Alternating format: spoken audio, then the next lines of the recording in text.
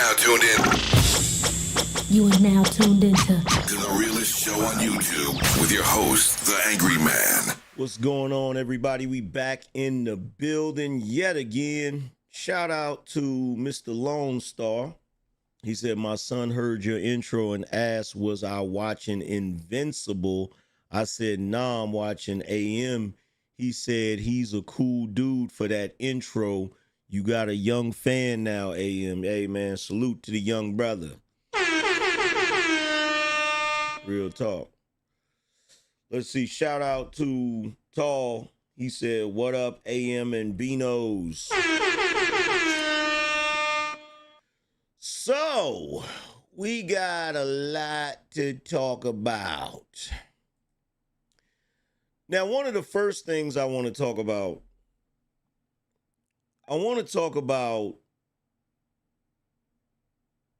Austin Metcalf's father, right?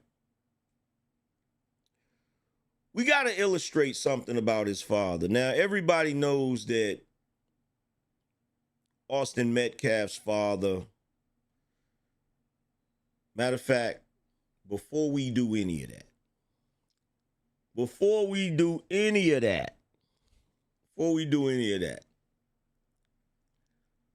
let's get a word from Critical. Ladies, you used to get embarrassed if your nudes got spread across the internet. Now they're only $2.99 a month. Scooty Scoo! Scooty Scoo! That's what you holler when you see me. That's what you holler when you see me.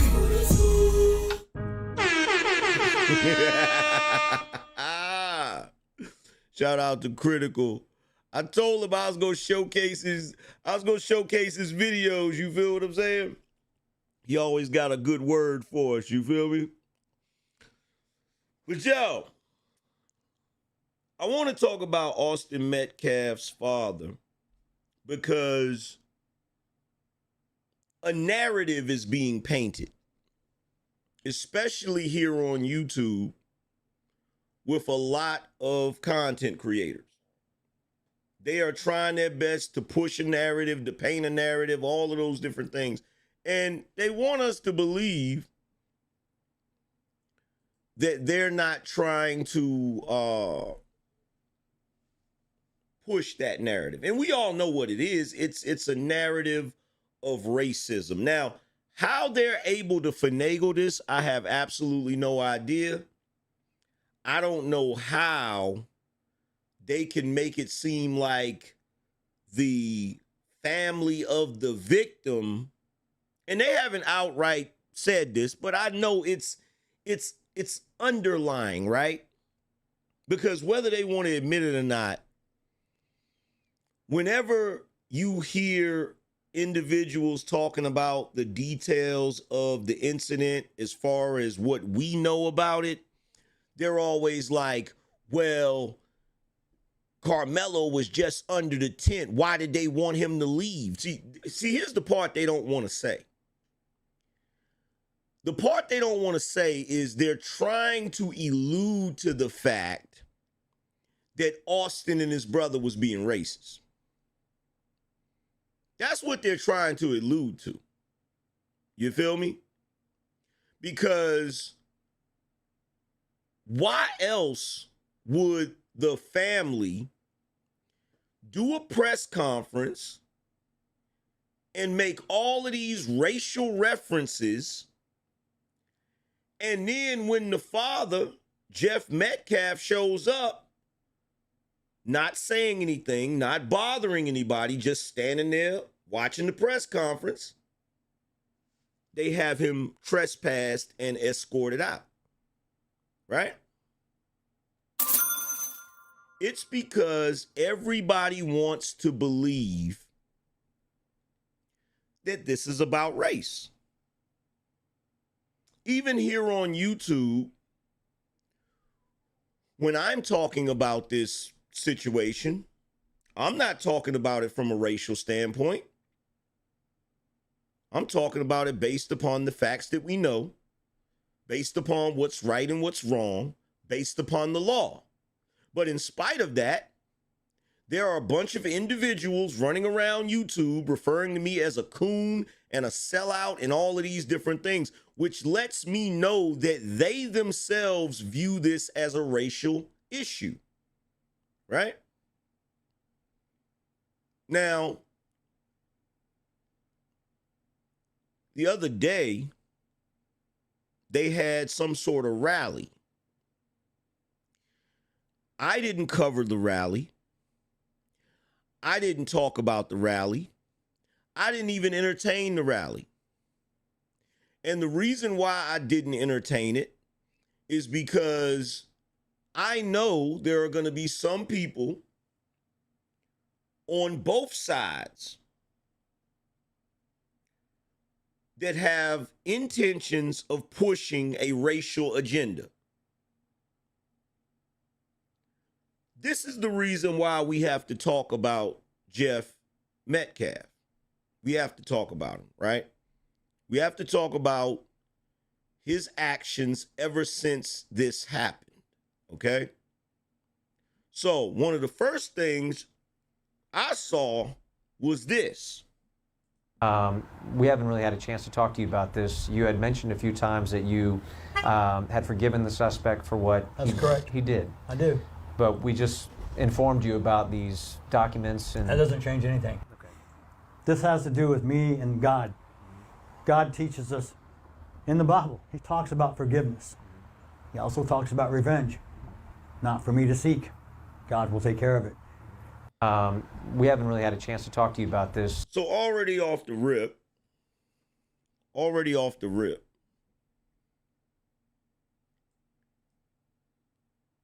this man is presenting himself as a God-fearing Christian man. Now, the Proud Boys decided that they were going to take up the cause, putting Austin Metcalf on their website and basically saying that, you know, better yet, I'm going to replay this video where the young lady was talking about the situation, and I'm going to give you my breakdown about it because she gives some details of what what Jeff Metcalf said, but she also said some goofy shit that I need to address. So we're going to play it again. So I just saw a video of Austin Metcalf's dad standing up against the Proud Boys. And when I tell you, it's something that you need to watch because with everybody's opinions on everything right now, this is a video that you really need to watch. So the leader of the Proud Boys, he's telling Austin Metcalf's dad like he knows that Austin would have grew up to be a Proud Boy and a member of the Proud Boys and everything. You know, basically just trying to tell him that the Proud Boys are behind him. So the dad was like, "Can I speak now? Can I speak?" He was like, "Because you're part of the problem. You are creating more problem. You are creating racial divide, and I'm not standing for that. I don't stand for that." Now let's pause, right? Let's just address that part of it first, because the other half I have to address separately, right? So you take that interview. You take the interviews where Jeff Metcalf made it very clear what his position is. You take those details where he basically told the Proud Boys, look, man, y'all are making things worse. I'm not trying to create a racial divide. Because in Jeff Metcalf's mind, this ain't about race. This is about him losing a son. It doesn't really matter if he lost his son to another white teenager or a black teenager. That really don't matter to him. Now, the reason why we have to illustrate this is because it may be out of the realm of possibility for you Negroes that are tap dancing all over YouTube. Because I'm going to tell you right now, to you Negroes that have a problem with my opinion, and called me a coon and a sellout or whatever, I've never been so disgusted in my life. I've never been so disgusted in my life because I know damn well why I have my opinion, and it don't got nothing to do with race. Absolutely nothing to do with race. But, you know, do what you do. Do what you Negroes do, which is what you do for money and you do for views and all that other BS. Do what you do. But here's a possibility for everybody that's watching. Is it possible that Jeff Metcalf and his wife raised two boys that aren't racist? Is it possible that schools, different teams have rivalries? Is it possible that when one dude from another school comes under the tent of another school, they want him to leave because he's not part of that school? Not because he's black, but because he's a student of a different school. Or we can go with the story that Hunter Metcalf said, which was he came under the tent, he said something inappropriate. He said, yo, who are you? And after he said, who are you? The dude said something really inappropriate. Or what did he say? He said, thank you. He said, got aggressive, right? So once he got aggressive,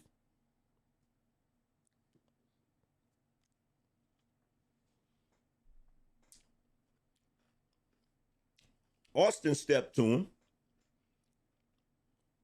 Not because he's black, because he's another dude that got aggressive with his brother. Maybe he was his brother's keeper.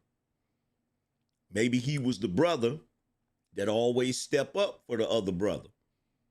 Not uncommon amongst brothers, especially twins, right? Is it possible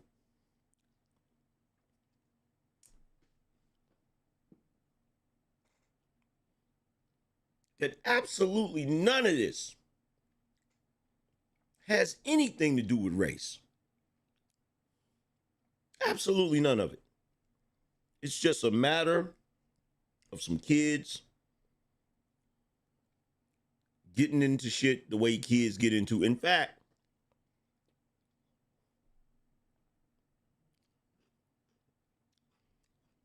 everything they did in that whole instance, from Carmelo going under the tent to Carmelo saying something crazy, to Hunter asking him what his name is, to Carmelo getting aggressive with him, to Austin stepping up to step to him, to the alleged put your hands on me and see what happened. All of that's normal. You know the only part of that whole story that ain't normal? Carmelo stabbing him in the chest.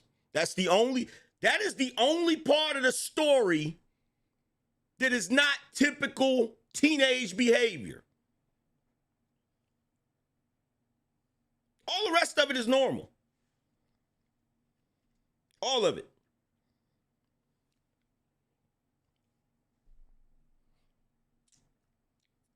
That's how we know it's wrong. That's how we know it's wrong. Right?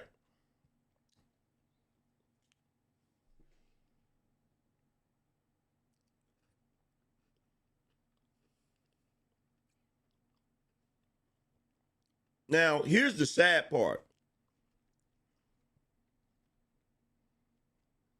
And I'm going to predict this.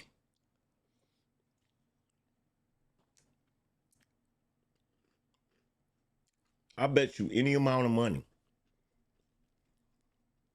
that there's going to be black people here on YouTube that's going to look at that video where Jeff Metcalf says he forgives Carmelo Anthony. And they gonna say he capping. Remember I said that?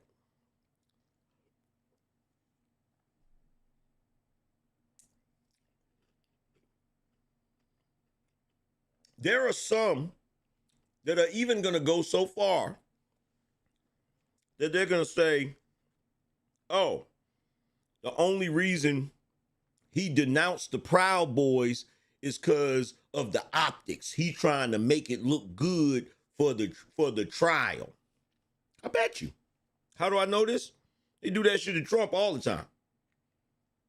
Oh, Trump ain't take pictures with black people in the 80s because he liked black people. He was doing it for the optics. They do this shit all the time, bro.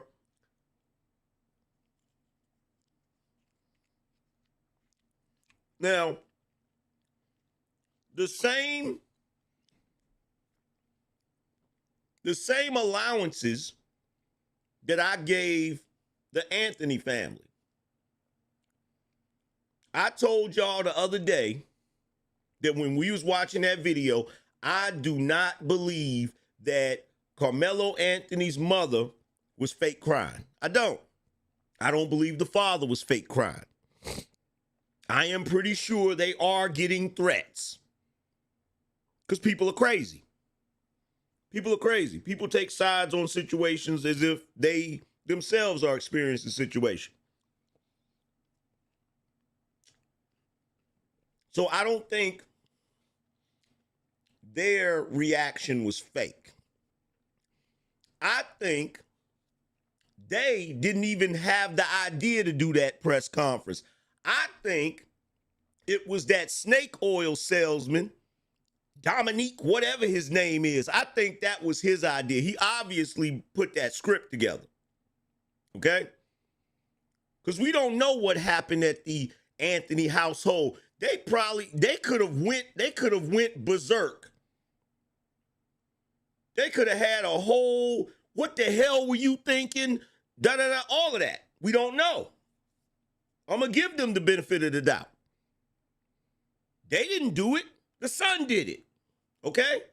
And being a parent, I can tell you right now, your kids do wild shit and you have to support them in public, but that don't mean you didn't jump in their ass in private. Pause. But the same way that I feel like the Anthony family wasn't faking the tears, I don't believe Jeff Metcalf was lying. I believe that that behavior is who he is.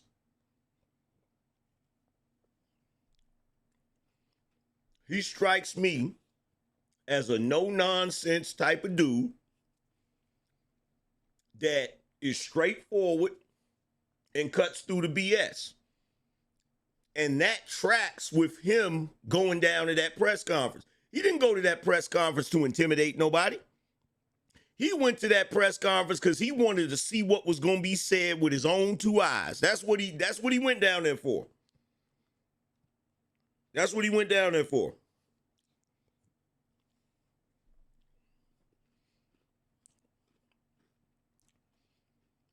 Now, the sad part is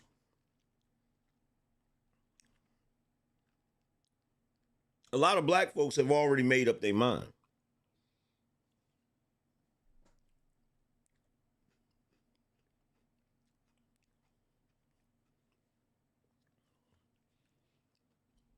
A lot of black folks have already investigated, indicted, tried, and condemned the Metcalf family, and they're the ones that lost somebody.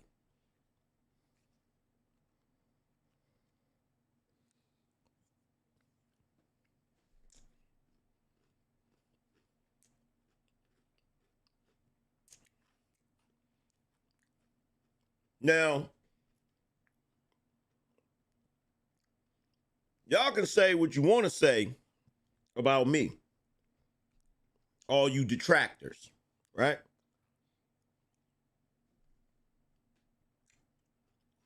You can run around here calling me a sellout, calling me a coon, all of that goofy shit. But I'll tell you this.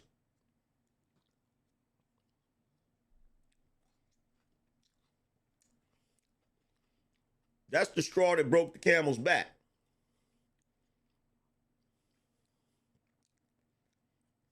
And I don't care who it is.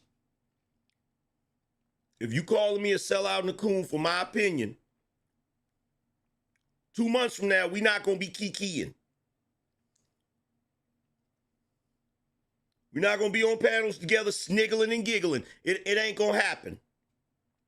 Because I'm tired of the disrespect. I'm tired of the disrespect for me having an opinion.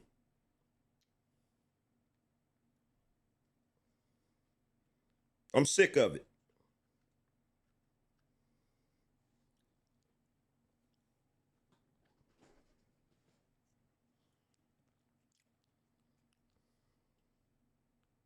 I'm sick of it.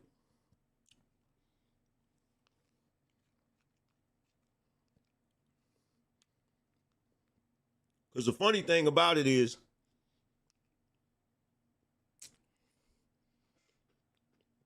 you Negroes ain't no different than any of those militias. All of you collectively will be held responsible. All of you are cooking up a race war, and it's disgusting to watch. It's disgusting watching it unfold. It's disgusting. But that's what you're doing. That's what you're doing.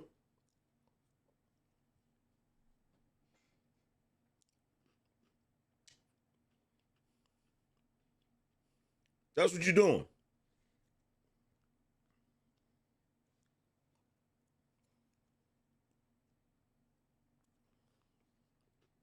For what?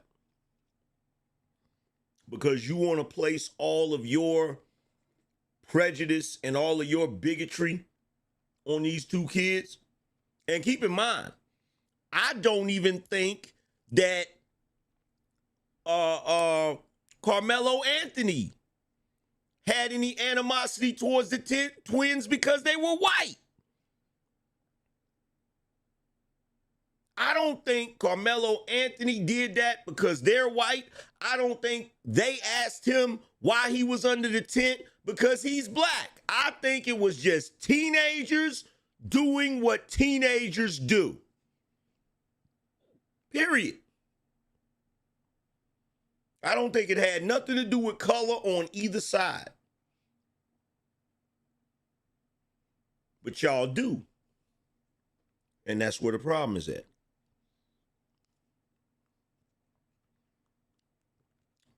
Y'all do. And that's where the problem is at.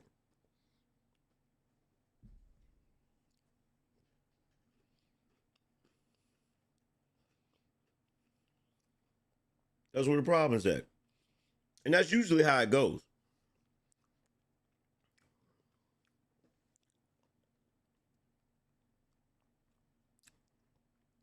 Racism is not an inherent behavior. It's a learned behavior. We know this.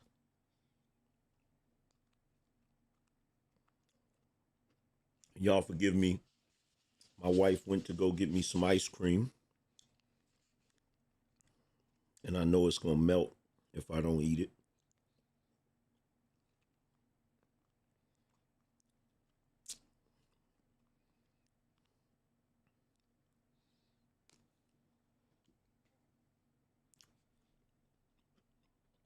Now let's play this other half of the video that I did not agree with. Let's play this. So he was like, and now take my son's picture off your website. So the guy, the leader of the Proud Guys, boys, he was like, oh, well, then you're going to create more Metcalfs. You're going to create more weak Metcalfs. You are weak. You're weak. You're weak because that man don't want to, he's weak because he don't want to stand for racial divide? Because he don't want to be, he wants to grieve in peace and not create racial divide. That's not how he raised his kids. Clearly, you're seeing that now. And I don't think y'all understand, like, nobody is giving that family anything. Y'all are creating more divide on both sides. You're creating the racial divide on Carmelo Anthony's side. For his parents can't even grieve. Austin Metcalf's parents can't even grieve. Because Now let's pause right there.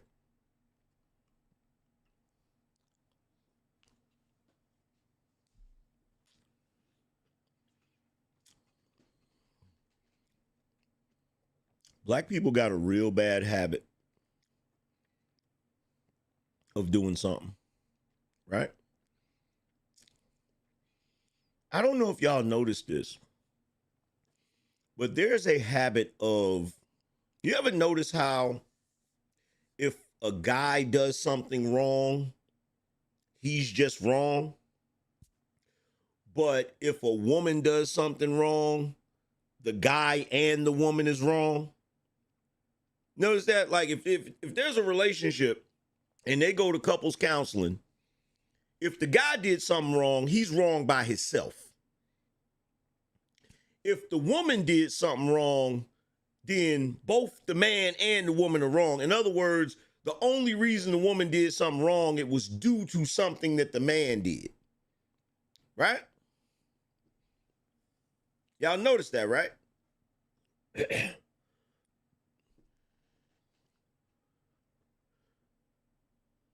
This is similar to that.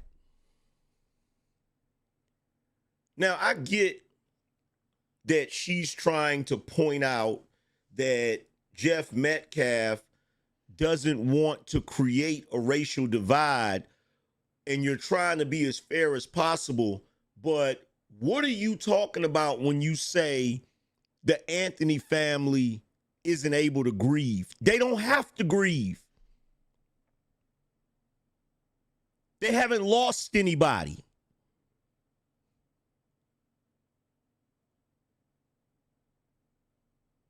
They haven't lost nobody. They don't have to grieve.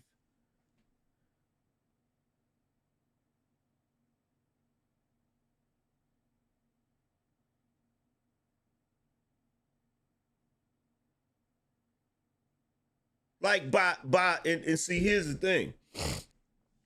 By playing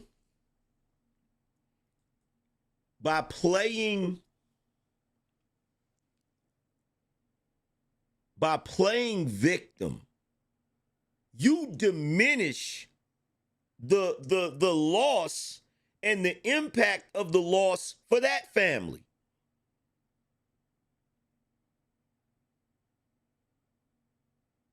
The Anthonys are not the victims. They're not. And it's funny to me, is when I saw them do the press conference and I saw the way Dominique was up there talking and I see the way Negroes are reacting, do you want to know how bad this is? Negroes are so set up in their mind to operate a certain way. You know what they're acting like right now? All of their actions make absolutely no sense unless you change the circumstances. They're acting like Austin stabbed Carmelo.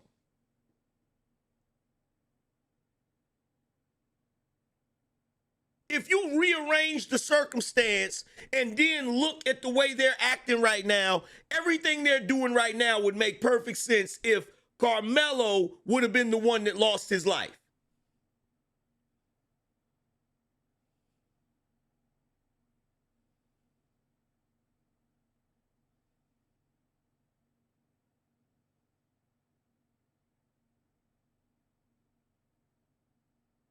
Which means that Black people are so used to playing victim that they don't even know how to function when they're not the victim.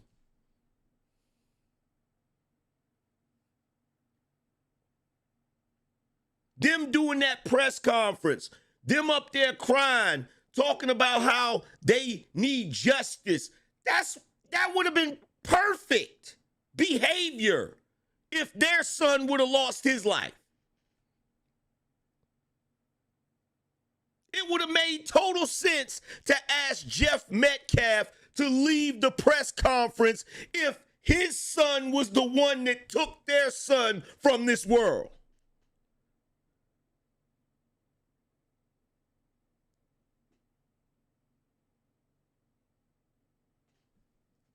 Am I wrong?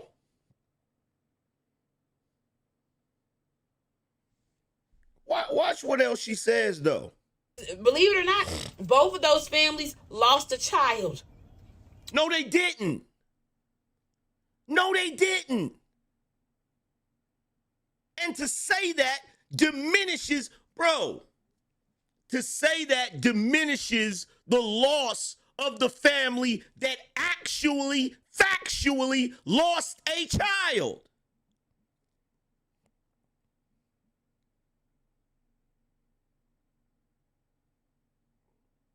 This is why no one takes black people seriously.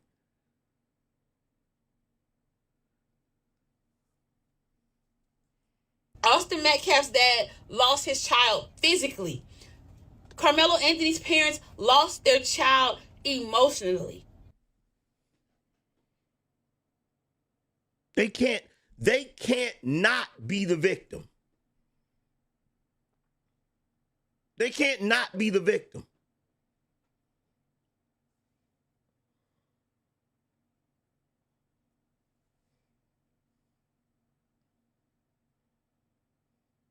If Austin Metcalf would have been the one to take Carmelo Anthony's life, not only would people be cool with calling Austin a hooligan, they would be questioning how those parents raised him. But because it's Carmelo, we got to hear about how he's a 3.9 GPA student and an athlete, and he comes from a good family, and blah, blah, blah.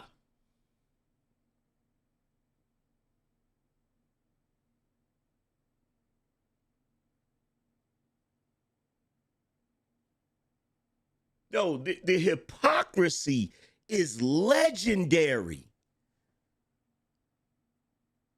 It's ridiculous.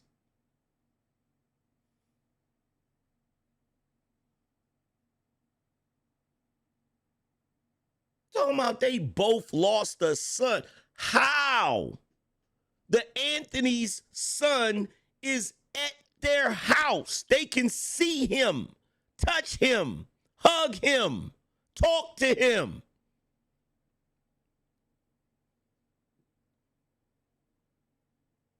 But Angryman, he probably has emotional issues. I don't doubt that. Taking a life is a serious thing. But time heals. When it comes to mental issues, or so if you're going to sit there and say, oh, they lost a son emotionally, well, guess what? There's still a possibility for them to get him back emotionally. When you lose a child, actually, you never get them back.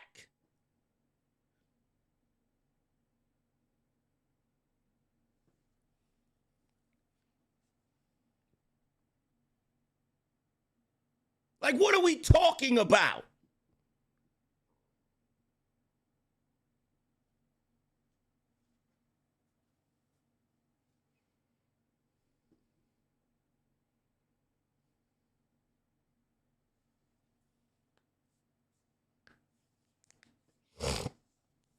James said, if you serve 50 years in prison, you lost them. That's not true. Even that's not true. Even that's not true. Even that's not true. Even that ain't true. So no, sorry. You full of shit. No. Because guess what? Guess what? If Carmelo Anthony went to prison, right? If they had a death in the family, you know what the prisons will do? They'll let him leave the prison and go to the funeral. If the Metcalfs have a death in the family, you know who not gonna be at that funeral?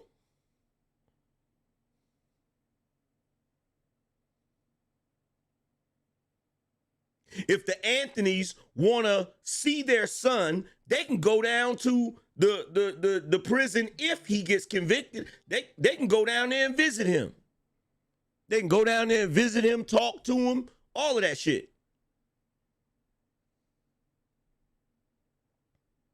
If the Metcalfs want to talk to Austin, they got to talk to a tombstone. Tombstones don't talk back. This is why no one takes us seriously. Because we're full of shit. We have become a group of entitled, spoiled people that are living off of the fumes of racial injustice. I'm going to say it again. We have turned into a spoiled, entitled group of people who are still trading off of the fumes of racial injustice.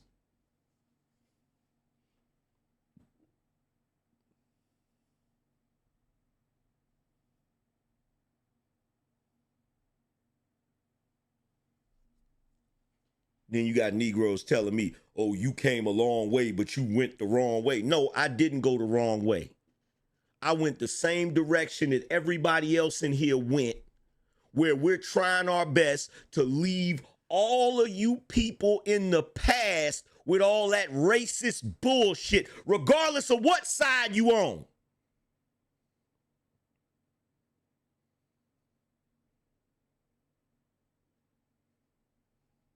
Racist white folk, racist black folk, racist Asian folk, racist Middle Eastern folk, racist Latino folk. All of you need to be left in the past.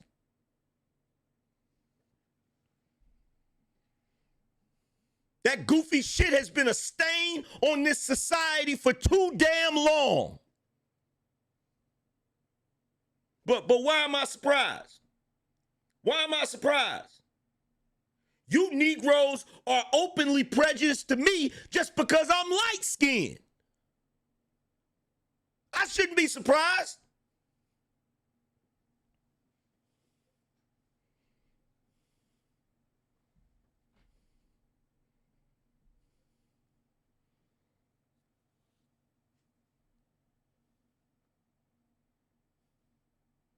Negroes mad at me because I won't take a racist position.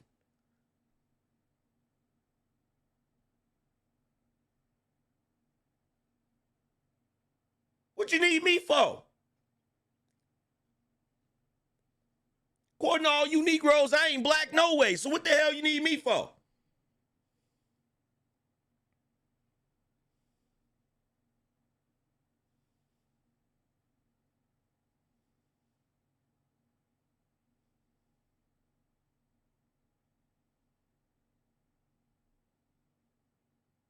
Got Negroes running around here calling me a tether. These Negroes don't even want to acknowledge the fact that I was born in this damn country.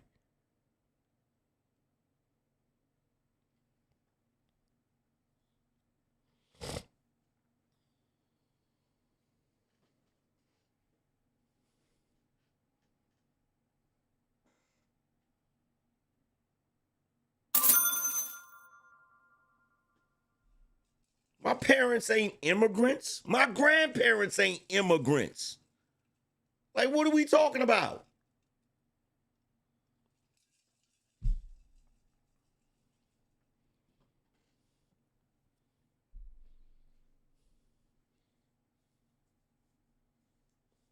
But see, out of all this commentary that's being given about the Carmelo Anthony case. Nobody's talking about the statements of Jeff Metcalf. You notice that, right? You notice that, right? You know why? Because if you sit back and listen to him talk, it is clear to anybody with any common sense, the man ain't a racist.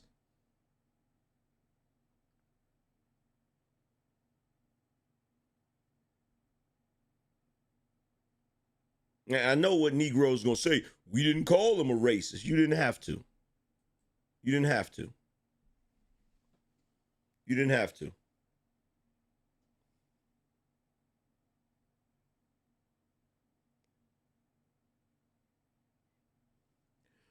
UFO Kamikaze said Kendrick put a spell on these niggas. He did.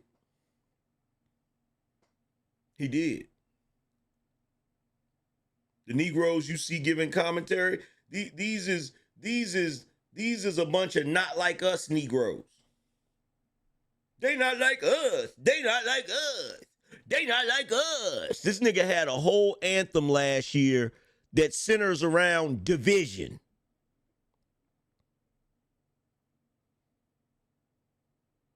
And niggas is running around celebrating it. A whole anthem around division.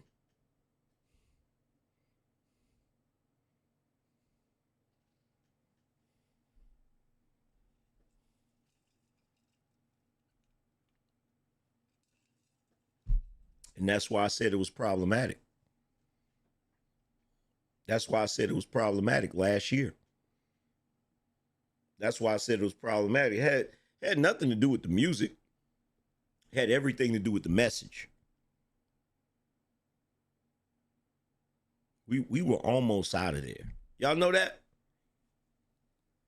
We were almost out of there. But you know the reason why we weren't able to get out of the racial mind state? Because of the Democrats. The Democrats have to keep us in a state of racial disarray. It's the only way their shit works. It's the only way their shit works.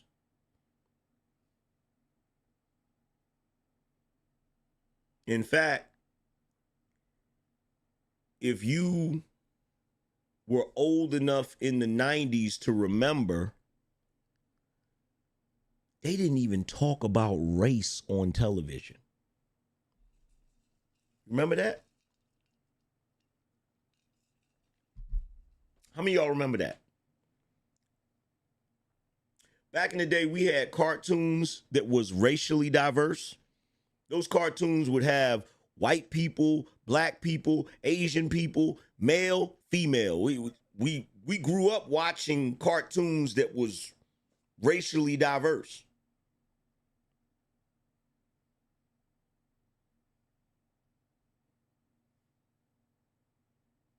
We watch TV shows that rarely mention race. If they did mention race, they would do that one special episode where they would try to teach you about race. And that was it. Aside from that, they didn't talk about it.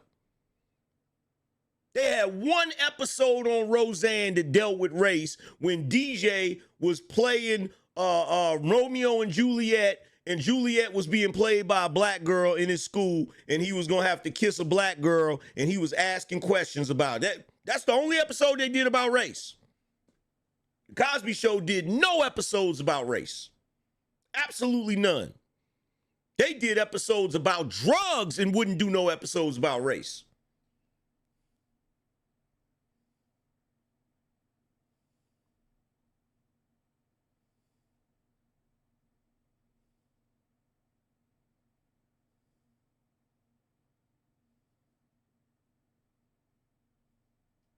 Yeah, Family Matters had the one episode where Eddie got pulled over by the cops. Right? And you know what happened? You know what happened? Because most of us grew up going to schools that was diverse, because most of us grew up watching TV shows that was diverse. You know what happened to us?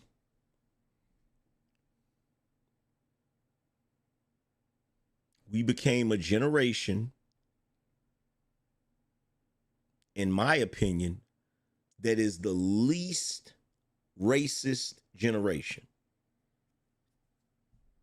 I believe that Gen X is the least racist generation. In other words, I believe our generation is the one generation that factors race into everything the least.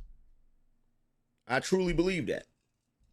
I truly believe that. I'm not saying that we never do it. Not saying that we never do it. But we factor it the least. We factor it the least.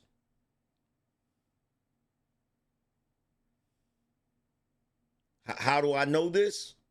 I know this because most of the white guilt is being held by the white folks from Gen X.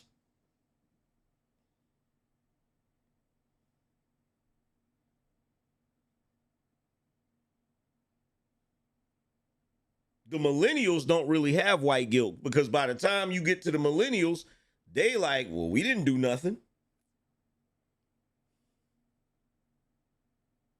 Same thing with Gen Z. The younger folks, the younger white folks, they don't view themselves as racist.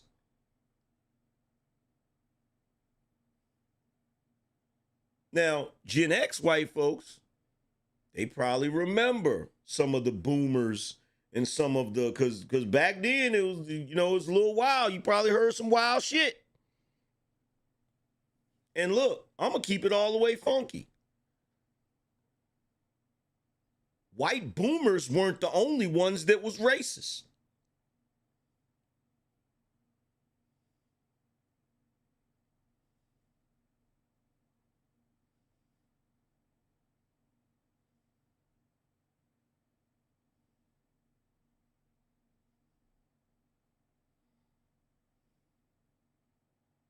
All of us grew up listening to the older folks in our family say some wild shit that today we know is wrong. We know it.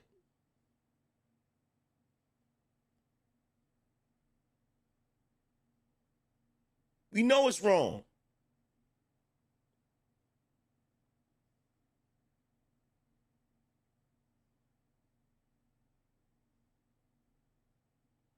In fact, I can't speak for other communities, but in the black community, you heard that shit so much, it's damn near impossible for you not to automatically think a white person is racist. And see, that's where my thought process extrapolates things from, right? If I can sit here and say to myself, it is wrong for a white person to automatically assume that a black person is a criminal, it is just as wrong for a black person to automatically assume a white person is a racist. It's the same thought process, and it is cultivated the same way.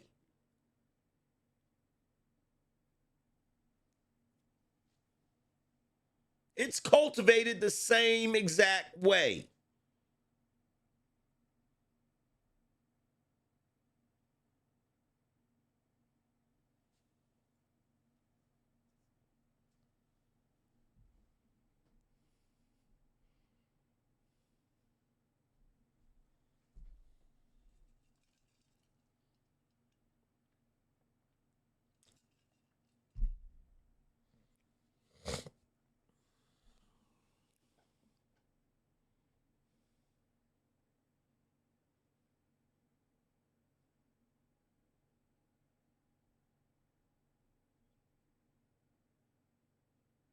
They won't let us forget.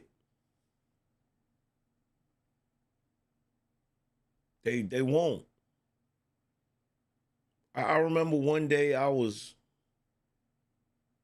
having a conversation,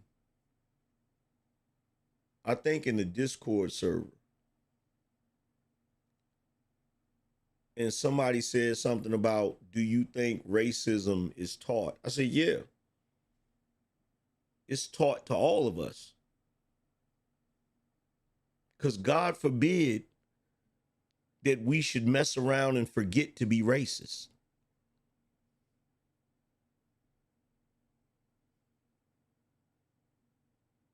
Right?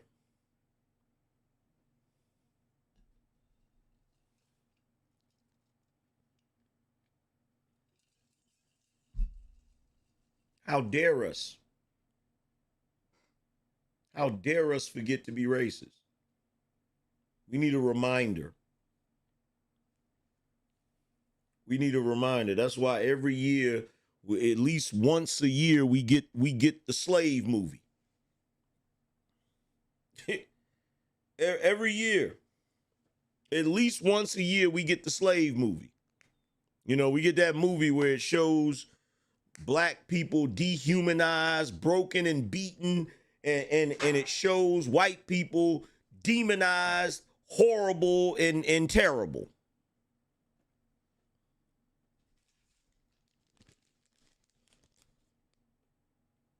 Gotta have it. At least once a year.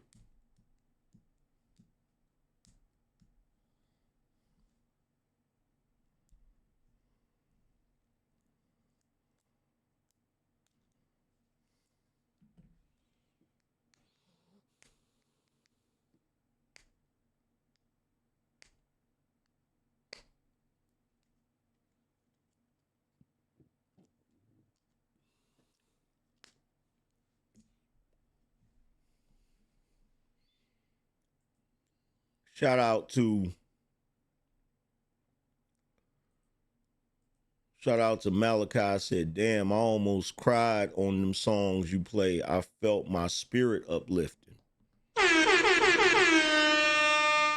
Shout out to Michelle. Said, ninjas don't care about wrong or right. KKK now means Colored Coalition Collective. Woo! I'm noticing critical thinking is a lost art. Shout out to the Steelmatic Network with G Honda. Says, salute AM, you cooking, brother. Appreciate you for standing 10 toes down on facts. Salute, my brother. Shout out to Michelle. Said, Carmelo can reach his full potential, and what he did will be looked at as a mistake because of his age. We'll never know the contribution Austin had to offer. So, no, the Anthonys lost nothing, in my opinion. Facts. Shout out to Tootie Buzz. Said, hot damn, almost a year.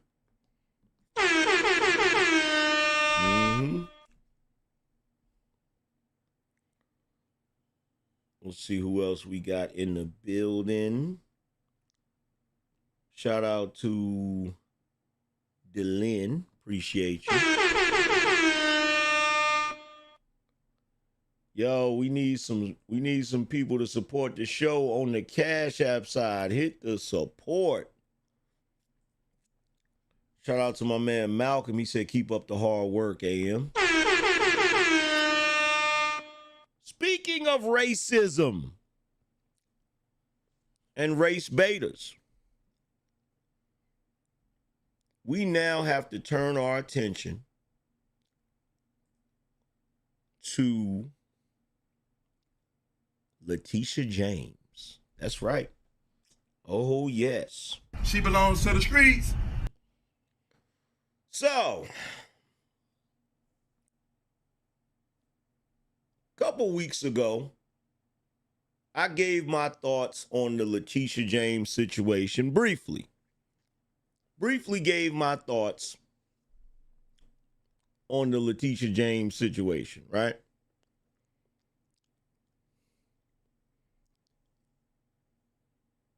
But I want to play this video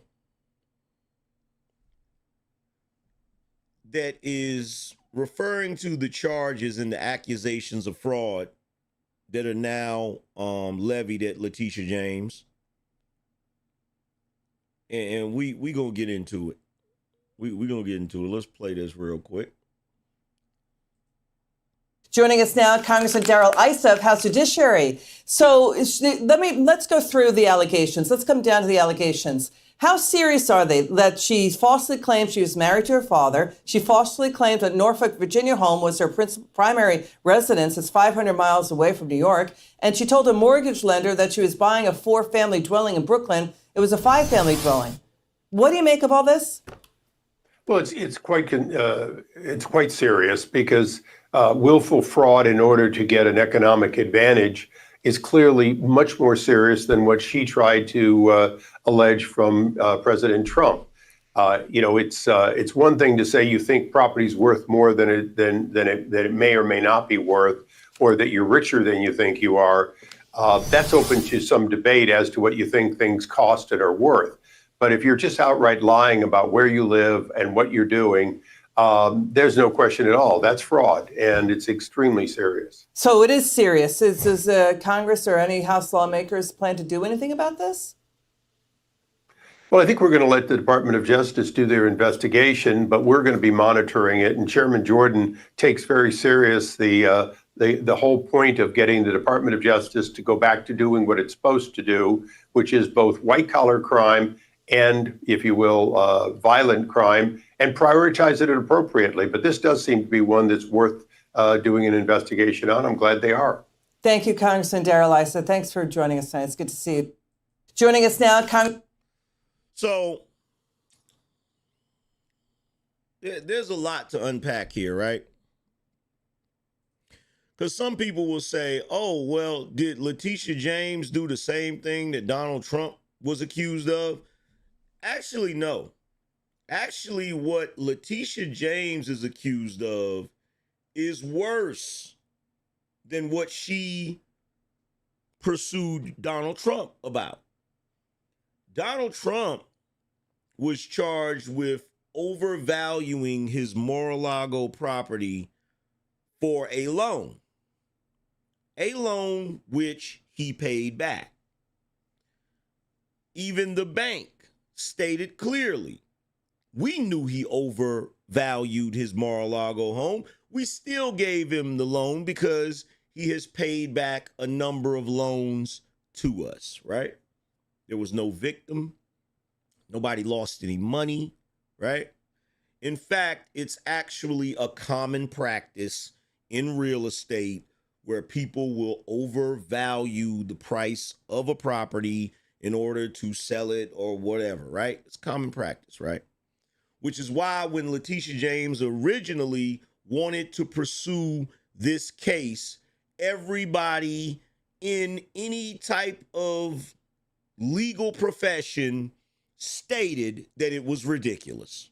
It was ridiculous and it would bear no fruit. But why are we surprised? Letitia James made it very clear while she was running for office that she was going to go after Donald Trump. Now, in my personal opinion, that alone is enough to have her disbarred. That alone. How are you saying that you're going to go after somebody preemptively? That would be like me becoming a police officer just so I can arrest somebody and I don't even know at the time if they committed a crime. That's basically what she did. Before she became the attorney general, before she had the power to subpoena anybody or do anything, she had already stated very clearly out of her mouth that she was going to go after Donald Trump.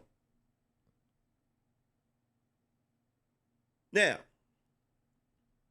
because she is a Democrat and the people that would have to pursue her are Republicans. We can't just make up charges the way they do, right? But if we were to go after what she's actually done, there's a lot that the Trump administration can do, in my opinion. Because if she has been stating that, and by the way, don't get me wrong, this goes for anybody that Letitia James has brought charges against. This goes for anybody, right? That she's brought charges against, right? If I were the people who had charges brought against them from Letitia James, I would sue the state of New York. I would sue her jurisdiction. I would sue her jurisdiction. Now, you probably say, well, based on what, Angryman? Based on the fact that if she indeed listed her primary residence in Norfolk, Virginia, that disqualifies her to be Attorney General of New York. If she's disqualified as being Attorney General of New York, then that means anything she did in the capacity of the Attorney General should be null and void. Correct me if I'm wrong. Correct me if I'm wrong. Does anybody disagree with that? If she listed her primary residence in Norfolk, Virginia, while she was the acting Attorney General of New York, that makes everything she did in that capacity null and void, because not being a primary residence of New York disqualifies her from being Attorney General of New York.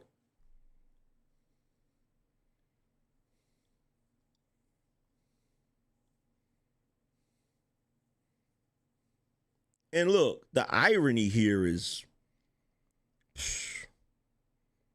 and look, before any of you on that side, you know, the Carmelo Anthony Defense Force, before any of you Negroes on that side try to say, why is it every time you look up, it's always the black people that's getting accused of corruption? It's always the black people. Well, guess what? That's the reason why they put them out front. So that when they do this underhanded, sneaky shit that they know they're not supposed to be doing, nobody can call them out on it without the entire black community screaming racism. That's why they do it. You think if they wanted to go after Donald J. Trump, a billionaire and a former sitting president who is now president, do you really think they didn't have somebody more qualified than Fannie Willis? Do you really think they didn't have somebody more qualified than Letitia James? Do you really think they didn't have somebody more qualified than Alvin Bragg? Of course they did. Of course they did. They put them up there to be the shield for any scrutiny, because the moment you try to put those individuals under scrutiny, the first thing that's going to fly out of the Democrats' mouths is racism.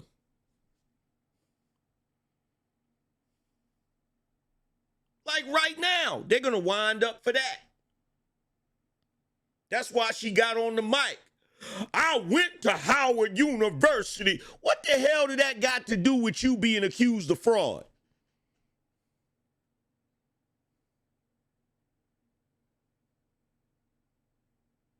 See, nowadays, let me tell you something. I got news for y'all. White folks ain't your oppressor no more. So when you Negroes be tap dancing now, you not tap dancing for white folks, you tap dancing for the Democratic black boule. That's who you tap dancing for. That's who you tap dancing for. People like Letitia James who, whenever she gets in trouble, she go ahead and whip out that race card and jump out there and act like she's being oppressed. How the hell were you oppressed? You just brought charges against a white male billionaire.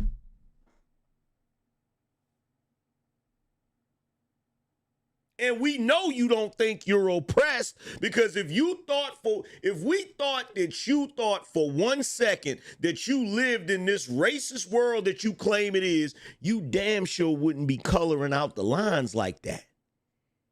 You damn sure wouldn't be playing them games like that. If Letitia James really thought that America was racist and still the way it was during Jim Crow, nobody on planet Earth would have been able to convince her to go after Donald Trump. Nobody. And she damn sure didn't come up with the idea on her own. So let's stop that. If you think for 1 second that she came up with that idea on her own, you've lost your mind. But Angryman, why would they do that? Well, they wasn't counting on Donald Trump winning the election. That's why they did it. That's why they did it. I'm pretty sure the Democrat Party promised Letitia James, Alvin Bragg, Fannie Willis, they probably promised them the world. But those promises being kept was contingent upon Kamala Harris winning. But she didn't win. She didn't win. And because she didn't win, now all of their shit is going to be under scrutiny. And wouldn't it be funny if, when the full force of the Department of Justice and the government under the Trump administration starts lifting up the rugs for them, they end up with more dirt than Donald Trump ever had? That's the irony of it. However, what they're going to do is distract and deflect. How? It's racism. They're only going after us because it's racism. Oh, really? Oh, really? Then answer this question for me. Letitia James, Fannie Willis, Alvin Bragg. If Trump is the racist, why the hell did Joe Biden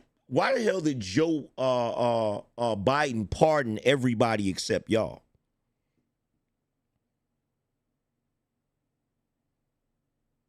If Trump is the racist one, why didn't Joe Biden preemptively pardon Letitia James, preemptively pardon Fannie Willis, preemptively pardon Alvin Bragg?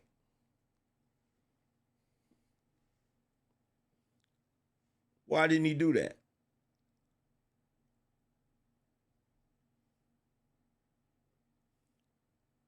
Tell you why you didn't do it.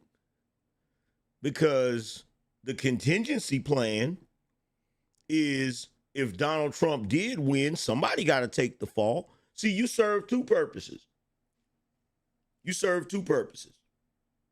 One purpose is you get put out there like a prop as a black attorney general that just happens to also be a woman. You fit all the minority boxes. You also fit all of the potential victim boxes.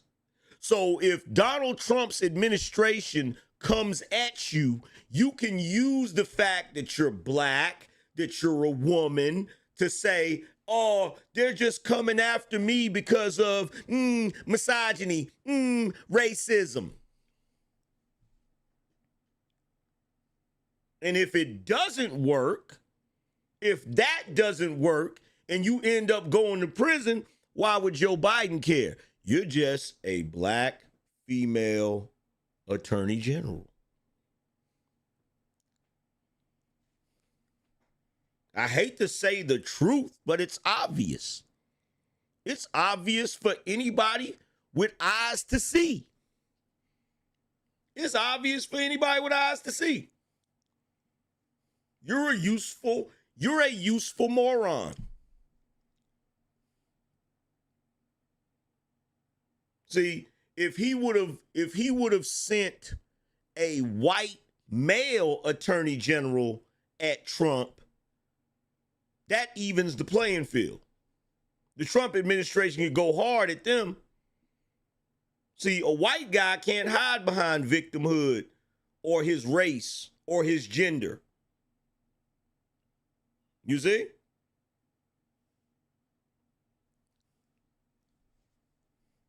Yeah, they pawns. Yeah, they pawns. And guess what? I want to see them get what's coming to them. I sure do. I sure do. I want to see them get what's coming to them. And I'm going to tell you why I want to see I'll tell you why I want to see this. I want to see them get what's coming to them for one simple fact. Black people have worked hard to get to where we are today, to be able to have black attorney generals, to be able to have black district attorneys, to be able to have black mayors, black senators, black governors. And the last thing we need is you raggedy, trifling, criminalistic, paid for Negroes making black people look bad when you get those positions.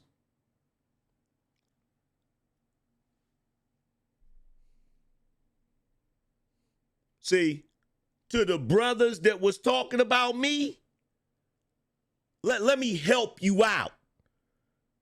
Because you don't seem to be having it squared away in your head correctly. Letitia James, Fannie Willis, Alvin Bragg, those are your sellouts. Those are your sellouts.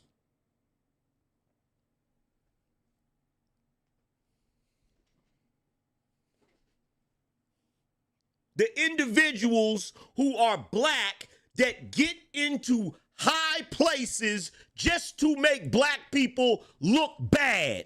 Those are your sellouts. The same ones that don't do shit for the damn community, but make it worse. Those are your sellouts. A black man sitting on YouTube giving his damn opinion about random topics can't be a damn sellout because he don't got no damn power to do nothing in the overarching thing.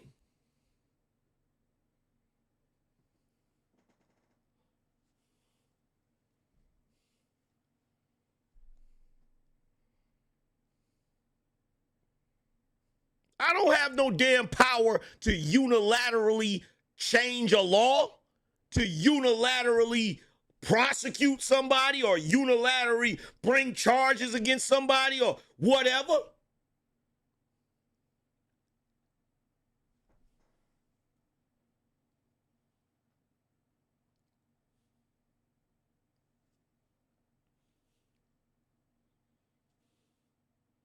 In order to sell out, somebody got to offer you some money, and ain't nobody offered me shit.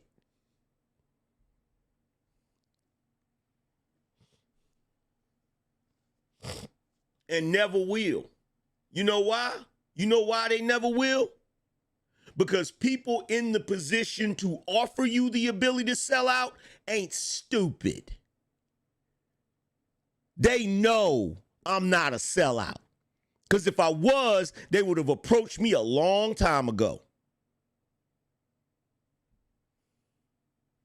But y'all niggas don't know that because you too busy with your head buried up your ass. Still believing that same stupid ass shit that you learned about black folks, the Democrats, and the left from the damn 90s that don't stand up to no damn scrutiny. You Negroes still running around here with African medallions talking about free South Africa, and you don't even realize them the Negroes that sold your ass into slavery in the first place. Not the South Africans, but you know what I mean.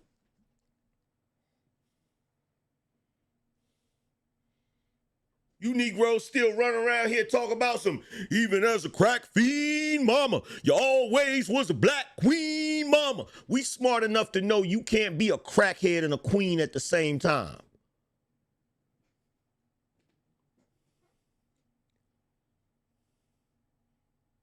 And guess what? If Tupac understood that, his ass would still be here.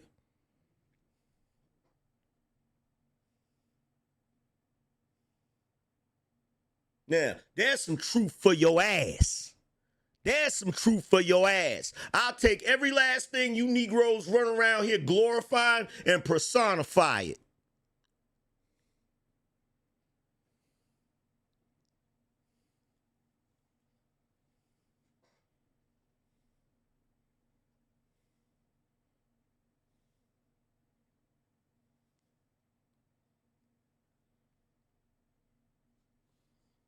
Every time I've been on a panel with Africans, I get them to say it.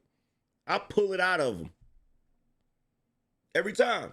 They tell you their real opinion about black Americans. Just happened the other day.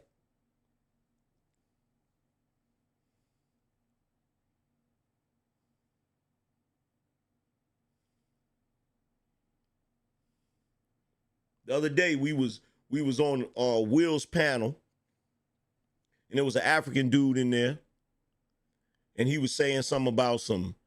I said, I don't know nothing about Tanzania.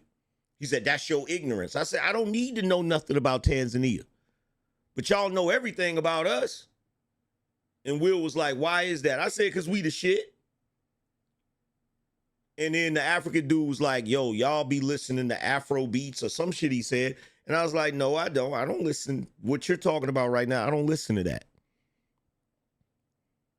And Will asked him, he said, so what do y'all think about us? Like, what do y'all, he's like, we don't know that much about what y'all got going on, but y'all seem to know everything about us. What do y'all know about us, right? I said that we the shit. That we the shit. That's what they know about us. And so Will asked him again, what do y'all know about us? And because I was saying that we was the shit, the African dude got mad. You know what he said? He said, what we know about y'all is that y'all kill each other and sell drugs. I said, there it is right there. I said, there it is right there. There it is right there. So there it is.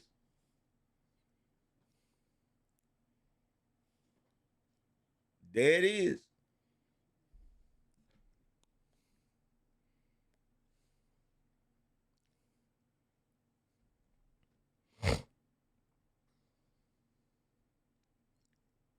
Matter of fact, hold on. Let me see if I can find the clip. Let me see if I can find the clip.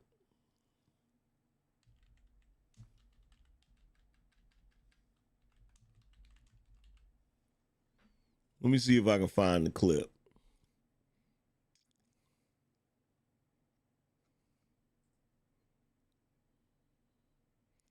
We're going to see if we can find the clip. Let's see.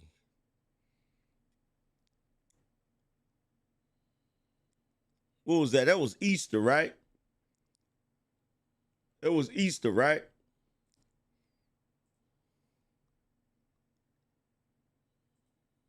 Let's see.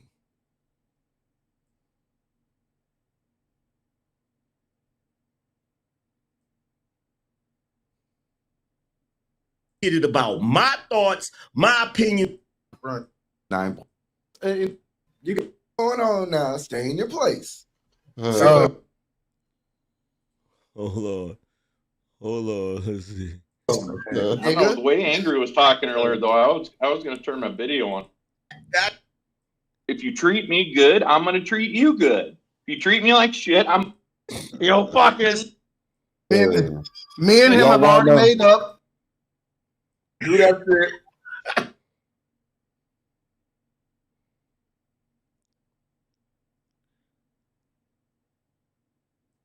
Legal or any of the process was illegal as fruit of a poor. Been shot. Wait a minute. Let's try it another way. He listens to top 40. That's what Tyler is right now. Did a song with Rick Ross, I think. From Toronto, that's why. He's not from nothing about Tanzania. Not a So arguing points. shit about Yeah, Tanzania. that's your ignorance. That's your ignorance, bro. That's your fault. It's not my ignorance. The reason why I don't know anything about Tanzania is because you niggas don't matter. Pretty much. Damn. So that's your ignorance showing again. It's not to be derogatory, but what do we have to? And it's not. I don't care. What do we have to learn from studying African law? Yeah, when exactly. most of the world's laws follow what we do. Like I don't Wait, live. are we talking about our laws in general or just about our countries in general? Like, what are we talking? Just the laws. Wait, Africa has laws? Well, the law, yeah. Good question. Why should you wait, what? Is that the white kid that's it? Is that the Mayo monkey? Who is that? Mayo monkey? I guess we all sound the same now too. Hey, look. Yeah. Well, This is hold on. racist. That's the name, right? Mayo monkey, that's the name. That's Racist somebody's name. Pakistanis now. Hold on. Let me stop capping because I don't want to offend Cash Kid. I actually do know something about Tanzania. I did a book report on it in high school. Isn't the capital Tanzania City? Nah, bro. Nah. See, that's your ignorance again. His goofy ass didn't even get the joke. He didn't even get the joke, man. Like, the joke is anytime somebody asks about a state or something like that, the capital is usually whatever the name of it is, city. So, like, you know what I'm saying? Like, Kansas, you'd be like, what's the capital? Kansas City. Toledo. No, Ohio. What's the capital? Ohio City? It's a joke. But his ass didn't get it, so. But it's all right. It's all right. You'll learn. I'm going to learn you. Can you say ignorance again? It sounds funny when African dudes say IG words. Say it. Ignorance. Actually, Tanzania has been featured in like how many of your shows and your movies? But you sound have like no idea how many you sound like movies Witch have been shot. Doctor. Let me call Witch Doctor. You sound like Witch Doctor. Name the most famous entertainer from Tanzania. Quick. Diamond Platinums. Who? He did a song with Rick Ross, I think. Yeah, of course you're not gonna know him. You're ignorant. You're ignorant. How many times should I prove it to you? There's only one Diamond entertainer that Platinum. matters from Africa, and that's Tyler. So I don't give a shit about the rest. That's white America. That's good. That's white America. That's right. Who's Tyler? She's a singer, right? She's a What? she's like a little red bone. Little, she like 105 pounds. Yeah, she's like she's like she would like she looks like she's Not your flavor, Will. Yo, Burna Boy, you guys listen to you guys copy our style. Like, your music is now Afro pop. Do you understand that aim? Like Burna Boy, Whiskey, what? came over there, did that thing. I'm saying you're listening to Afro pop right now. Not really. Who? Nah, I don't listen to Afro pop is Liquid. taking off. No, I it with Whiskey with the whole one dance. Bro, you've been listening to it for years. Tyler is taking over. She's African, so I don't know. Bro, check this out. Check this out. I listen to jazz, old school R&B, hip hop, right? 90s hip hop, and sometimes classical music. I don't know what you're talking about right now, bro. I don't listen to none of that. He's talking shit. about top 40. He listens to top 40. That's what Tyler is right now. Top 40. Yeah, I don't. That's not my cup of tea. Hey, and I'm not trying to shit on it. It's just not. That's just not my thing. But even your hip hop actually has roots in Africa. No. Well, of course it See, Cash Kid's making the assumption that I'm listening to the music. I'm not listening to the music. I'm just watching Tyler move around. Forget the music. Well, look. I don't blame you. I don't blame you. But I don't blame. Look, here's the thing, Cash Kid. I'm not going to debate you on the origin of the music, because here's the thing, bro. You can claim the drums, and even if you claim the drums, there's still a possibility that the indigenous people that were here in America also had drums. So I'm not gonna have the debate with you about that.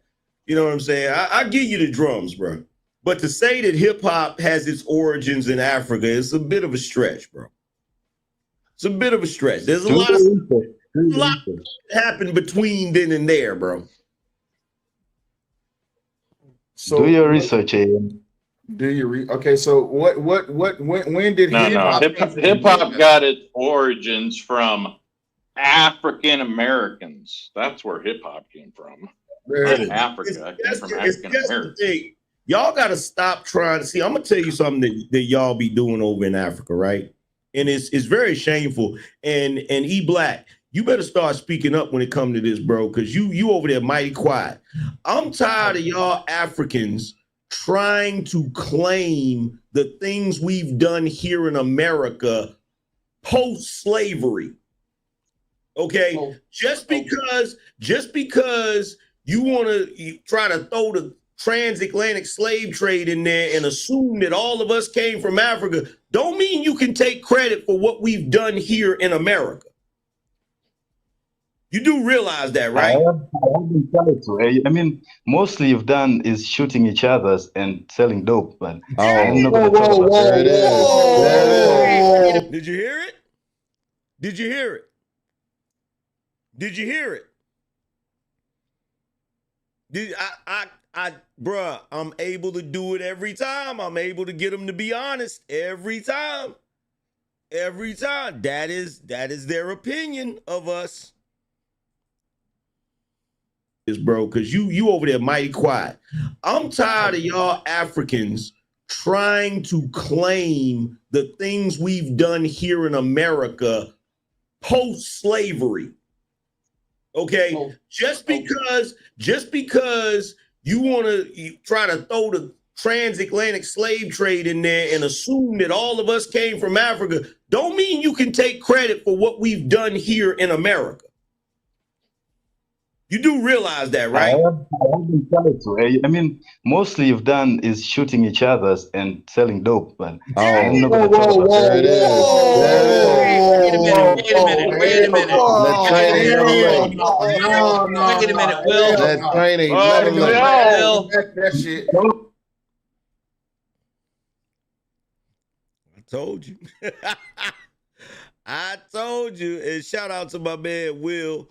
That is Sell Your Light Podcast. Sell Your Light Podcast. Make sure y'all go over there and subscribe to the brother if you haven't. But yeah. That's, yeah.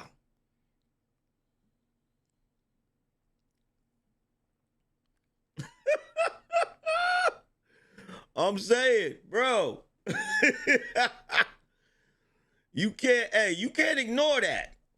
You can't ignore that. That's what he said. That's what he said. Most of what y'all do is shoot each other and sell drugs. Like, what? Sweet Jesus. But, I have heard the only group of people that are able to surpass racist white people are Africans when it comes to racism.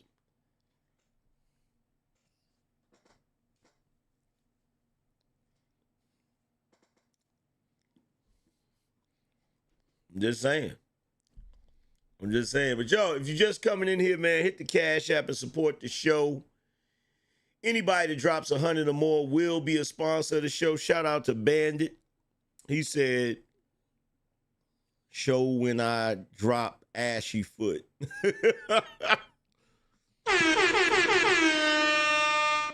Shout out to Cellulite Podcast. He said, just because. Appreciate you, broski. $50 boss up. Stack up and match up. Shout out to Issa P for gifting 5 memberships. I told you. That's look, hey. I mean, what can you say about that? What can you say about that? He said what he really think. He said what he really think. And look, I believe him. I believe him. I ain't gonna sit up here and make no excuses for him. I believe him. You feel me? But going back to what I was saying about old Letitia James, the irony or the ridiculousness of this whole Letitia James situation is I'm watching one show and they're sitting there debating whether or not she can be charged. And I'm like, wait a minute. In fact, hold on. I'm going to show y'all. Let me see if I can find this show that I was watching. Well, let's see. Here it is right here. To oppose the... I believe the Attorney General of New York is going to get charged by the feds here criminally. It's just not a good look. It's not a good look for a sitting elected official plays out. I think that... this is? Dan, it's good to see you again. Thanks for coming back on the show. Dan, thanks for having me. Always a pleasure to join you. How big a deal do you think this is? Dan, frankly, I think it's a really big deal. And that's not necessarily a commentary on how this referral plays out. I think that there's a lot of turf that needs to be covered yet between now and the Department of Justice making a decision. But even assuming that the Department of Justice decides not to bring any criminal charges against her, for these mortgage applications, it's a really big deal because she's the Attorney General of the state of New York. And if nothing else happens, in my estimation, just the mere allegations and the reference to the document, the power of attorney that she signed that said that her principal residence was going to be this home in Norfolk, Virginia, it's just not a good look. It's not a good look for a sitting elected official in New York State or any other state to claim that their principal residence in a document that's being offered to a financial institution that the principal residence is in some other state. It's not a good look because of what, some of the dynamics that you've raised. I mean, she's made similar allegations in the context of the lawsuit that ended up costing Trump over $400 million in a judgment, and there's still an appeal ongoing there. So we don't know what that final chapter is going to look like. But if nothing else happens, if there's no charges, the referral just is dead on arrival, it's just not a good look for the Attorney General of the state of New York. All right, so I think you have done the best case scenario for Attorney General Letitia James, which is it's a bad look. I don't see how, knowing this administration and seeing what we've seen from this Attorney General, that this Attorney General is not going to charge Letitia James after getting this referral. Do you disagree? Well, look, I don't disagree with what you just said. And here, this is what I mean right here. See, it's the little things. It's the little things. It's the little tiny, little bitty, intricate things that tell you what's really going on. Okay. Why is it when they start talking about prosecuting a Democrat that's a district attorney, an attorney general of a state, a judge, a mayor, why they start sounding like Porky Pig?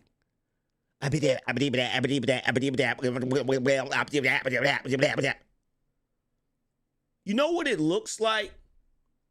It looks like when you're a Democrat, every position in the government is higher than the president. That's what it looks like. That's what it looks like. I mean, just listen to what he asked him. He said, you gave me the best case scenario for Letitia James. It's a bad look. I don't see how you have done the best case scenario for Attorney General Letitia James, which is it's a bad look. I don't see how, knowing this administration and seeing what we've seen from this Attorney General, that this Attorney General is not going to charge Letitia James after getting this referral. Do you disagree? Well, look, I don't disagree with what you just said. And again, I'm not forecasting an outcome here. I think it makes perfect sense. See, shit like that lets me know that the Democrat Party is the most corrupt party that exists. Flat out, period.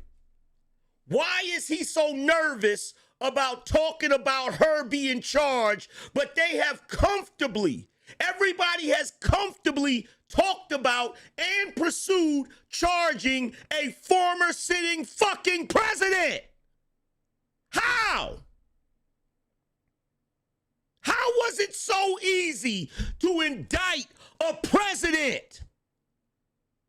But when we're talking about a district attorney, a freaking attorney general of a state, a judge, a mayor, all of a sudden it's impossible.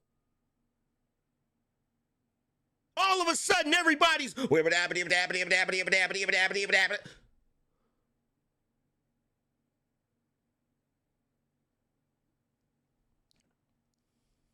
what is this goofy shit?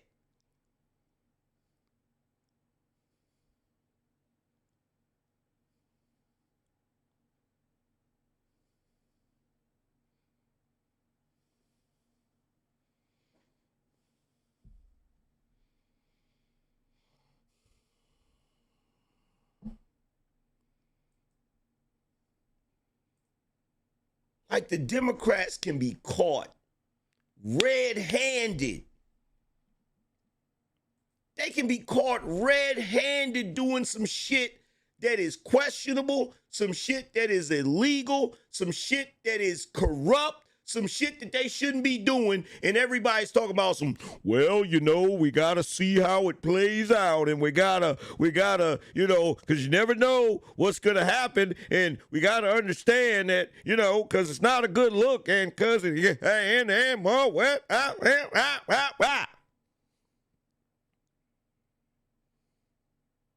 Meanwhile, you was able to drag a former president into court on bullshit. Was able to investigate his family on bullshit. How? How?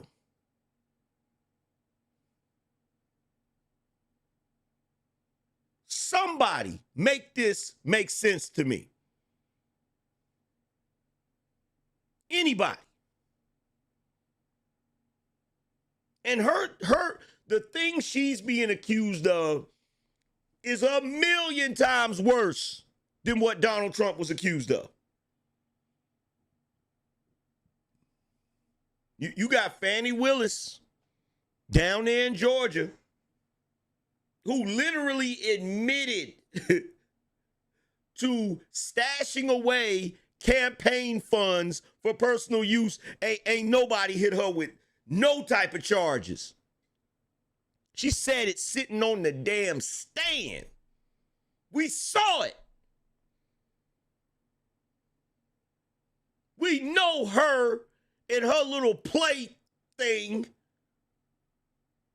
what they was doing with the damn money. That shit got corruption written all on it. What's she doing? Still down there doing whatever the hell she feel like doing. Still down there doing, man, we watched as Tiffany Henyard joined in a brawl at a community meeting. You think she went to jail?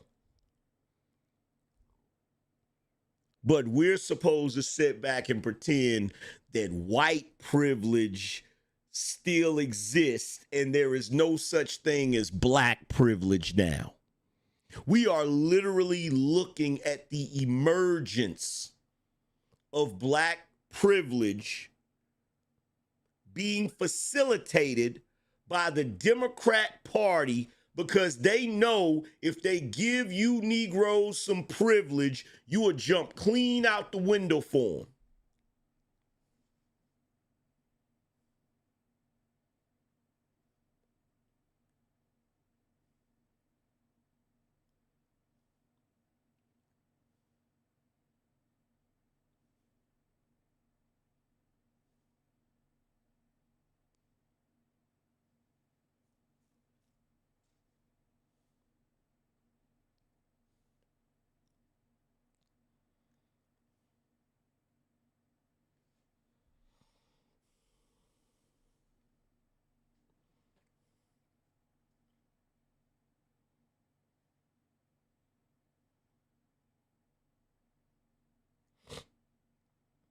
I'm amazed. And you know there's pictures that have been surfacing. she's still hanging out with Buddy. She's still dating Buddy. Did you know that?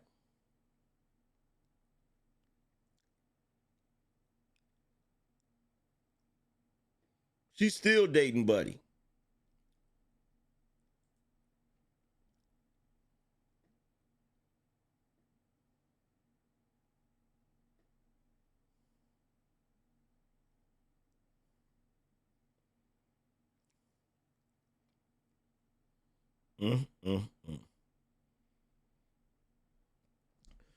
Yo, we need some support. We need 10 people to support the Cash App. Press 1 in the chat if you're going to be one of the 10. I see we got to start doing that again. We need 10 people to support the Cash App. Press 1 in the chat if you plan on being one of the people.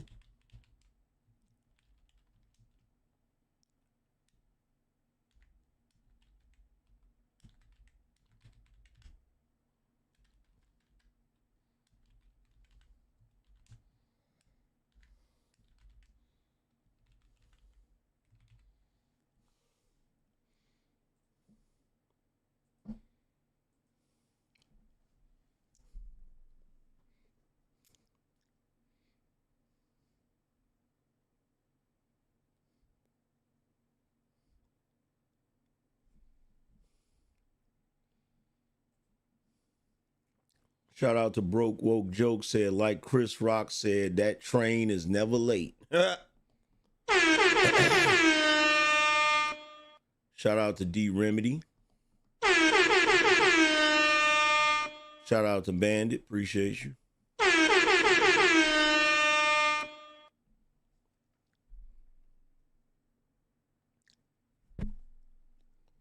We need 10 people to hit the Cash App and support the show.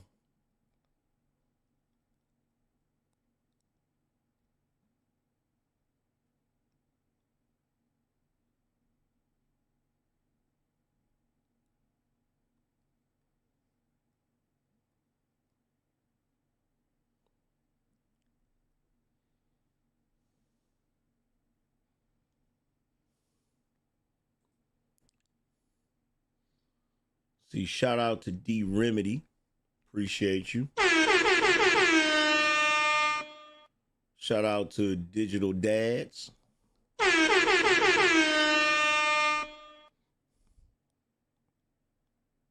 That's 2 people. We need 8 more people.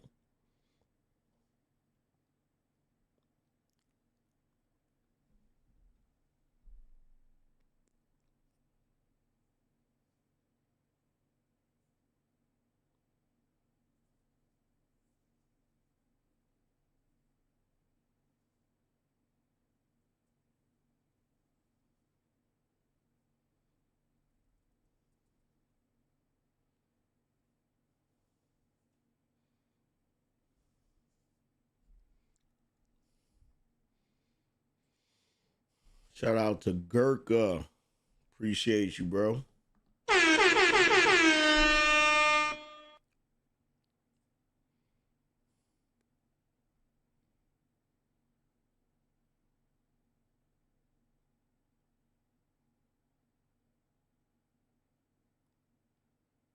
What they talking about over there? But you know what people never talk about either? Stephen Avery.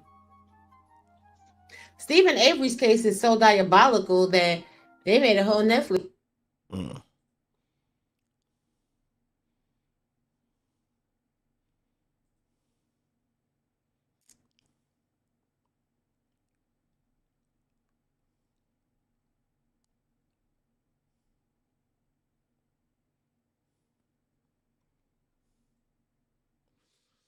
Okay, so I guess we're not going to get 10 contributors, so I guess it's time to wrap the show up.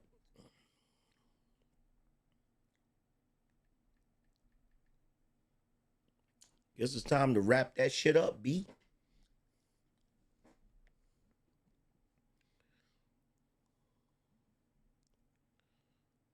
Guess it's time to wrap that shit up, B. Wrap that shit up, B.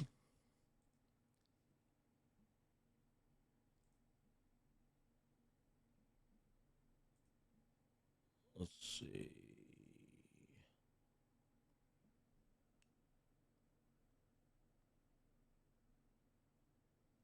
Let's see. We're gonna try this. We're gonna try this redirect. We're gonna try this redirect. See if we can redirect some shit.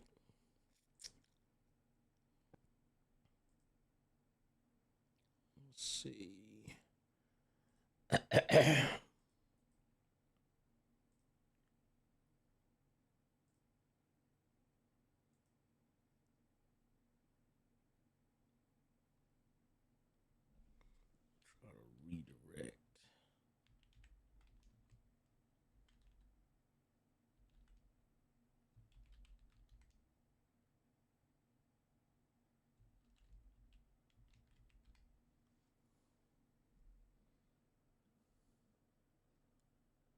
Why is it not letting me?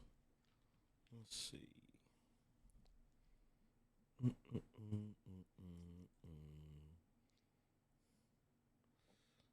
Yeah, I see right now. I'm gonna have to go back to shutting down the stream when we don't get no support.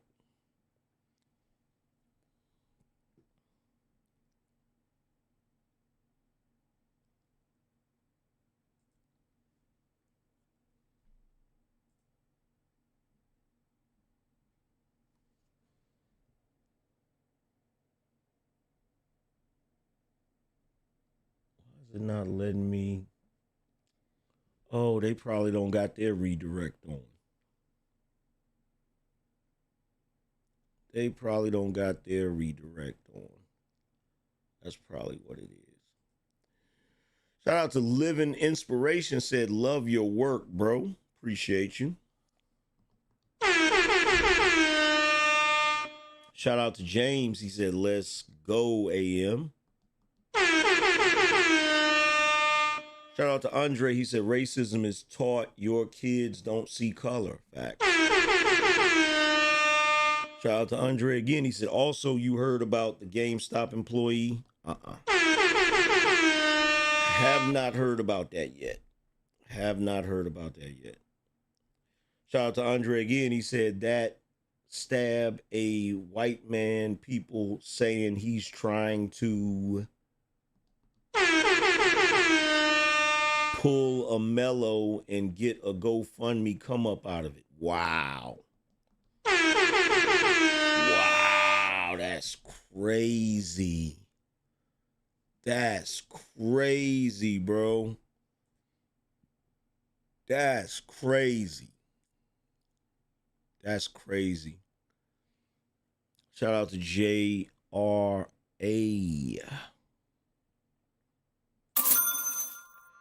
JRA said, AM, my brother, it's an honor listening to your content. I'm always looking forward to you dropping knowledge and truth to the world. Appreciate you, bro. $50 boss up. Stack up and match up.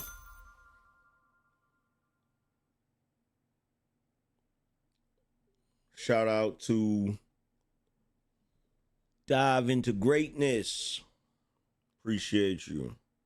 $50 boss up. Stack up and match up. In fact, this is how we gonna keep the party. You know, since y'all contributing, we'll keep the party going. We'll keep the party going since y'all contributing. Let's see where we at. We'll do another 30 minutes. Y'all must not be ready to shut it down.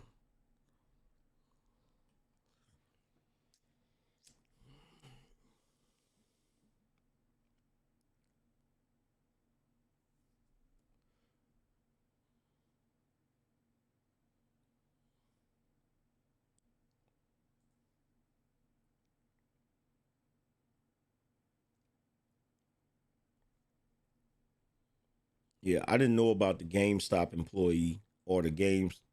It's a GameStop employee, right? Let me see. Let's see if we can find out something about that.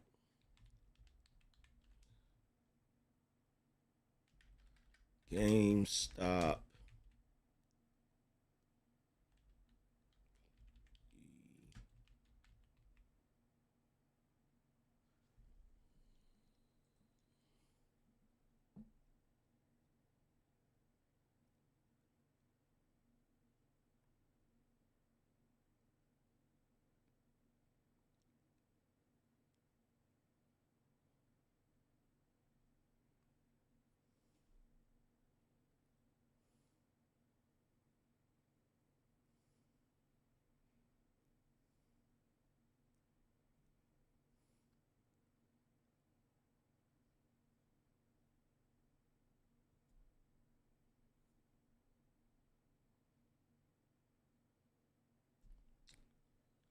I think this isn't a story from a year ago, is it? Oh my God! Oh my God! He stabbed him! He stabbed him! I told him!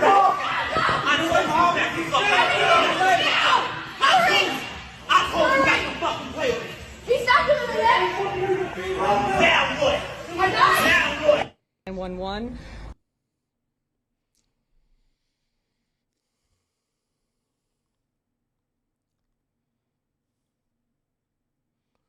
Yeah, I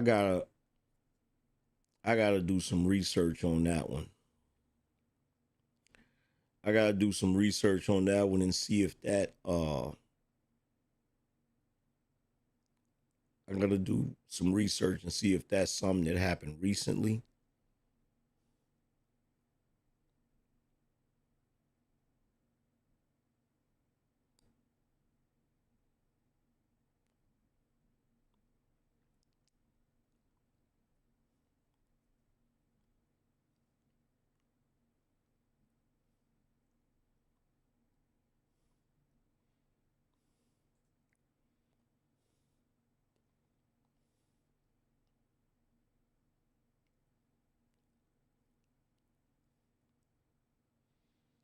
But let's get back to the Letitia James situation real quick.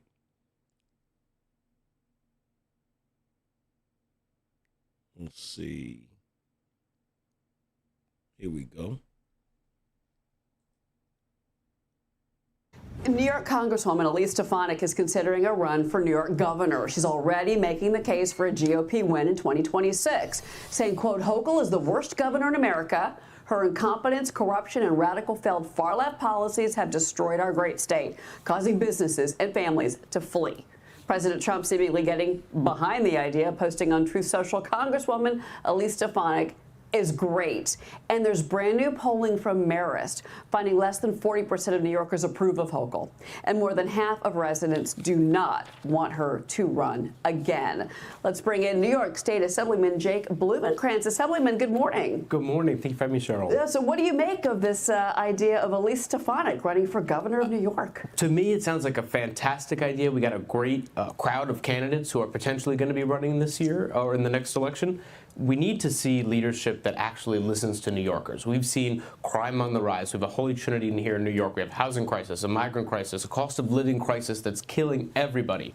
And Governor Hochul's touting new taxes. Right now we have a $250 billion budget here in New York we're negotiating at this very moment, and it is a disaster. It is good money after bad, and it continues to hurt New Yorkers without creating solutions. I think she'd make a fantastic candidate, and she stood up against anti-Semitism when others simply wouldn't. What I have a hard time of understanding, and I've lived here over 20 years, is that New York City is the economic engine for the state of New York. I mean, that's where the revenue, the tax revenue is coming in. Yet, the people that you're working with in Albany, on the other side of the aisle, unfortunately, seem to have something against the city of New York. They've done nothing to stop whether it was subway crime or this congestion pricing disaster. What is the culture in Albany, and why is it like this? You have a few factions. You have the socialists, you have the Democrats, and you have the Republicans. The socialists have been dictating the conversations throughout the past couple of years since they've taken a supermajority here. They have prioritized taking money from some New Yorkers, giving it to others, spending with no end in sight. It's a race to the left with no finish line. Well, so you sued to end congestion pricing in New York City. The Trump administration is standing by.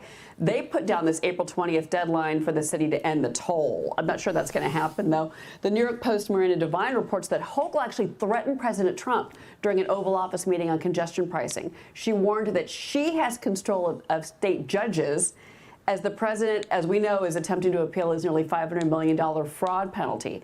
Governor's press secretary responded and said this: Governor Hochul has never said this or anything similar to President Trump or anyone. Someone must have completely misheard the governor during this conversation, or they're purposely lying to advance a political agenda. What's your reaction to that? I am taking Governor Hochul to federal court on behalf of the people of my district and New York, because this congestion pricing needs to end. Secretary Duffy had a mandate within his order that they have to turn off the cameras. They have to give relief to New Yorkers. This is double taxation. It is ridiculous to think that this is a solution to the MTA. I started this mission against congestion pricing and the MTA because there is no forensic audit with oversight from the body that provides them billions of dollars a year. They spend an absorbent amount of money. They have a 70,000 person staff, and we continue to have a lack of oversight, and that needs to change. We need to see where the money's going before we keep throwing good money after bad towards the MTA without providing safety. You're going to get pushed in front of the subway. You don't feel safe when you're on the subway. That needs to change. Fair evasion. Fair evasion. Simplest things they don't know how to handle. And now, instead of having mental institutions here in the city, the subway is now the mental institution of the city. Unfortunately, New York continues to create bad policies without replacing them with good ones. Yeah, Mac. And I have to ask, so in addition to your lawsuit, what do you think about the claim that we're continuing to see Hochul help these activist rogue judges work against the people? Do you think that's why her polling is down? Is this also lawfare another big issue in your state? I think they continue to use lawfare because when they can't get their way in the legislature, they try to get their way in the courts. At the end of the day, the system is broken. We need to come to solutions. We need leaders like Elise, leaders who are willing to put the people of New York first, the people of Long Island, of Westchester first, and not put the people in penthouses here in New York City above everybody else. It's interesting that you say that. So, New York Attorney General Letitia James has now responded after she was referred to the DOJ for possible prosecution over suspected mortgage fraud. This has been a big story this week that we brought to our viewers actually yesterday. James's office came out with this statement.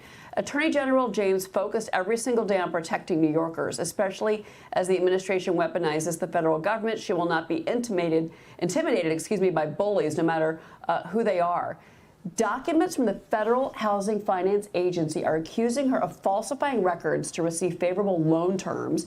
She's also accused of listing a Virginia home as her primary residence and then listing her father as her husband on mortgage applications.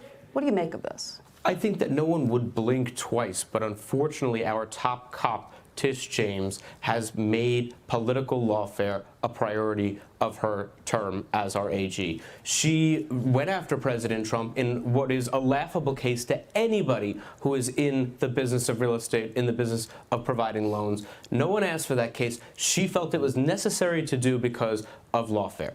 At the end of the day, if she wants to play those games, we need to make sure that there was no impropriety. I think that we've seen she's done something very similar here if the cases that they allege are true. I'd like to see a full-fledged investigation to make sure that, to use her words, nobody, no matter how powerful, is above the law. I do want to ask you about former Governor Andrew Cuomo. He remains the Democratic frontrunner to replace Eric Adams for the New York City mayoral race, even though Eric Adams is still running. The fact that his ass is not in prison is beyond ridiculous. Why is this dude not in prison?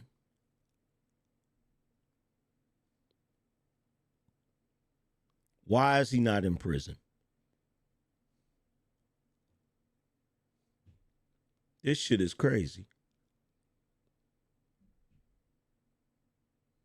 Like, this shit is crazy.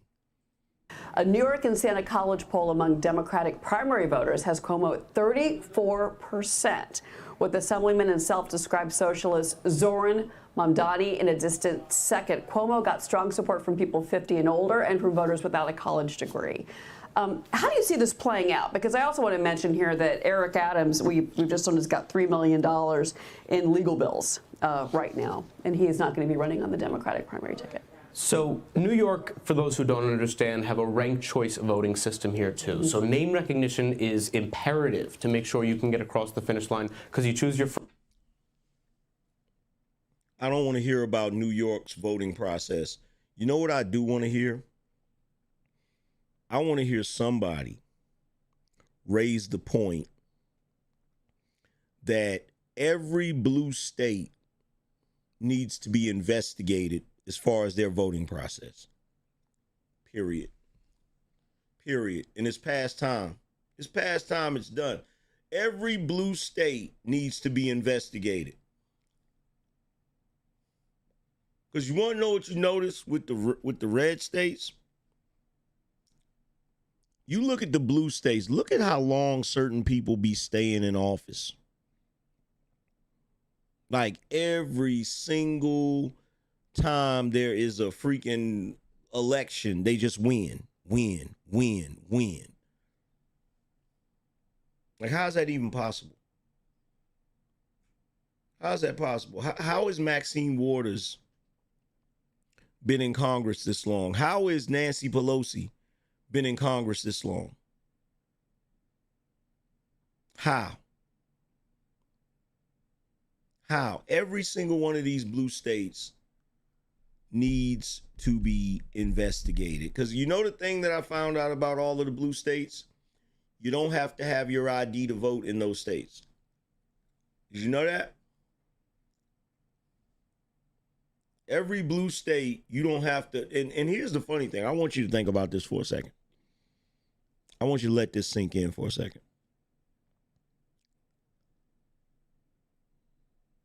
During the pandemic, in the state of New York, in the city of New York, you couldn't even go into certain businesses unless you had a mask on. But you can vote for somebody without having an ID. Does that make any sense?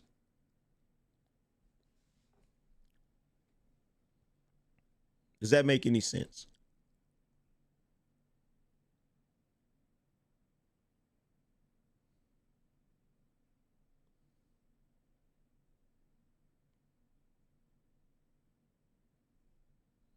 Any sense at all?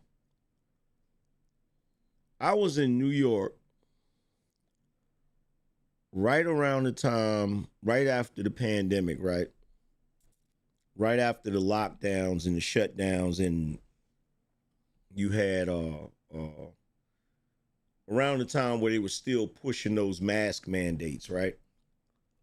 So me and my wife, we got on a plane and went to New York because our daughter had gotten into a car accident, right? She got into a car accident in New York. So we got on a plane and went to New York. And while we were in New York, I was staying at a hotel in Queens, right? And I'm in there watching TV, and I was watching one of those, one of those food shows where they always be on location. And it was this bakery that had these donuts that looked awesome, right? It just so happened the freaking bakery was in Brooklyn. It was in Williamsburg, right? And so I said, I'm going out there tomorrow, right? So we go out there and shit. And I go into the into the bakery, and they're like, oh, well, you can't come in here unless you have a mask on. And I'm like, no, that wasn't what they said. This was the ridiculous shit, right? This was the ridiculous shit. The bakery was attached to a restaurant, right? In fact, I can't remember specifically. Hold on.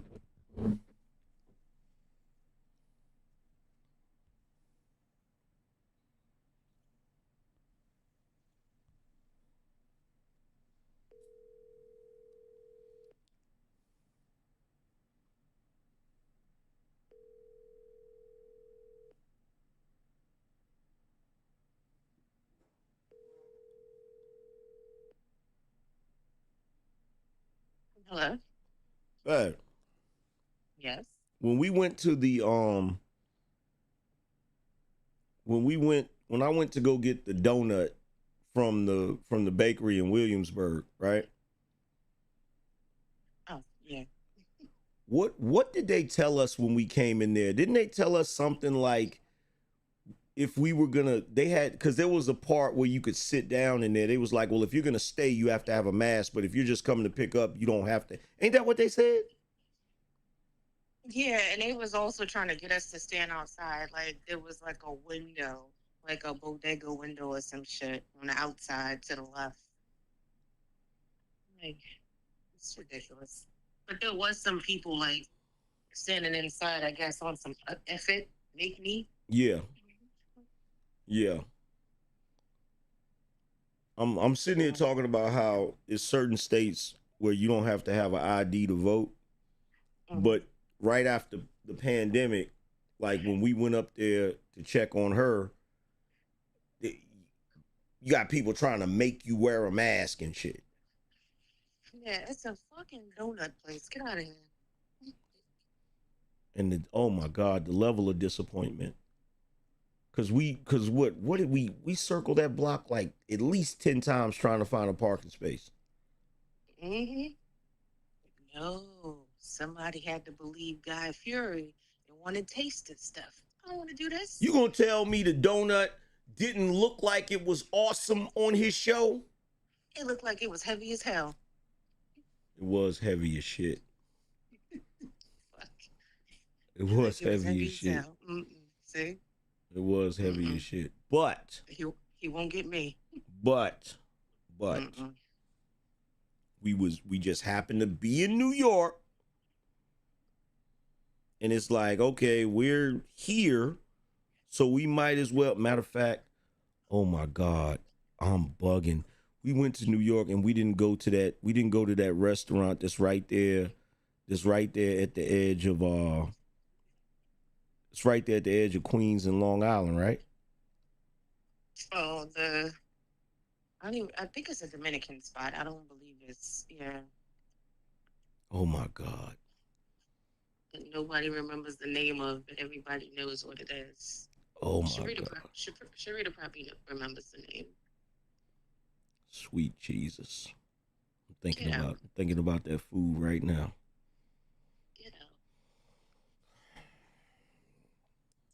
All right, I'll let you go. I was trying to remember what their goofy stipulations was, because I'm so glad that shit is over. Oh my God, I'm so glad that mask shit is over.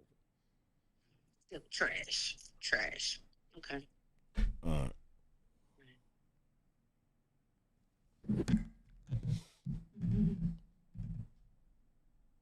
that's why me and my wife be homebodies now, because the past few years, like, we've been ripping and running everywhere.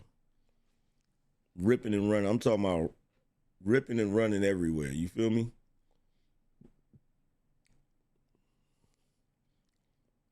But it's ridiculous to me when you sit back and you look at all of the demands that they were making during the pandemic, everything that they were demanding that we do.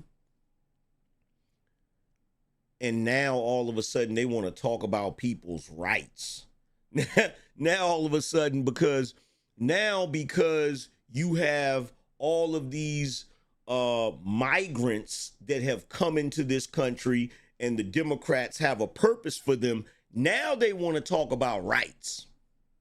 Now they want to talk about everybody's individual rights. Well, what about when you suspended our rights during the pandemic? Only to find out later from Fauci that we didn't even have to shut the schools down. My son didn't even get to have my oldest son didn't even get to have a graduation. Didn't even get to have a graduation because of that bullshit. Which I know is going to come up sooner or later. It's good. Because my other two sons had their graduations. I know that's going to come up sooner or later. One day, I'm going to be having a conversation with them and it's going to come up. And like, I didn't even get a graduation. I know it's coming. I know it's coming.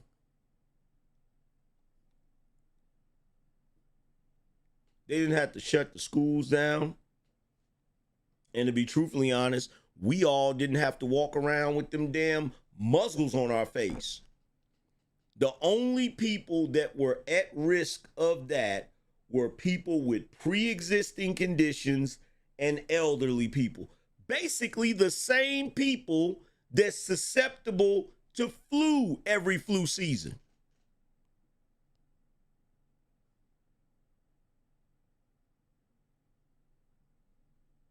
And you know how you know something was up?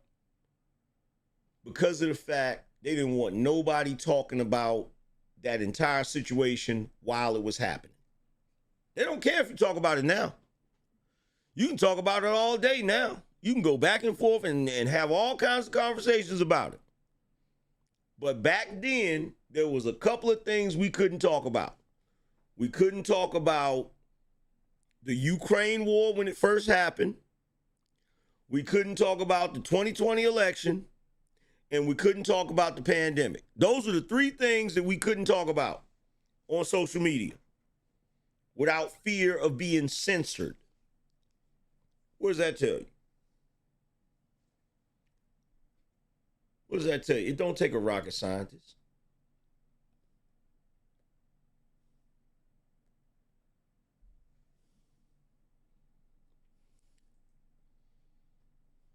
Shout out to Band that said 31 counties of Illinois want to annex to India, and India has a bill on the table for that. Word. And look, you know what I think about whenever I think about the pandemic and all their ridiculous demands? What I always think about is the people that had to quit their jobs just because they refused. See, this is what annoys me, right? This is what annoys me. If we're talking about women, it's my body, my choice, right? But during the pandemic, it wasn't my body, my choice. During the pandemic, it's like, take this or else. And, you know, that situation didn't affect me because I work for myself. So I don't have to worry about that, right? But at the time, my wife had a job that paid very well, I might add. And they try to hit her with the, well, you got to get this. If you don't get this, then you can't. And I was like, well, yo, tell them to go to hell. But my wife could do that because of the situation that we're in. I'm imagining how many people couldn't do that. I'm thinking about all of the people who couldn't do that. Who couldn't do that.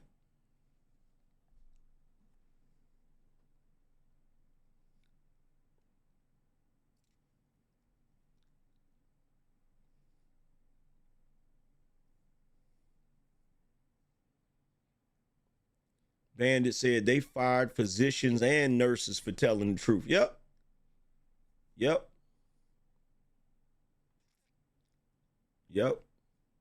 I told you, like, during the time of the pandemic, I used to say this everywhere I went. Everywhere where they was demanding you wear a mask, everywhere you went where that was going on, you know what I used to say?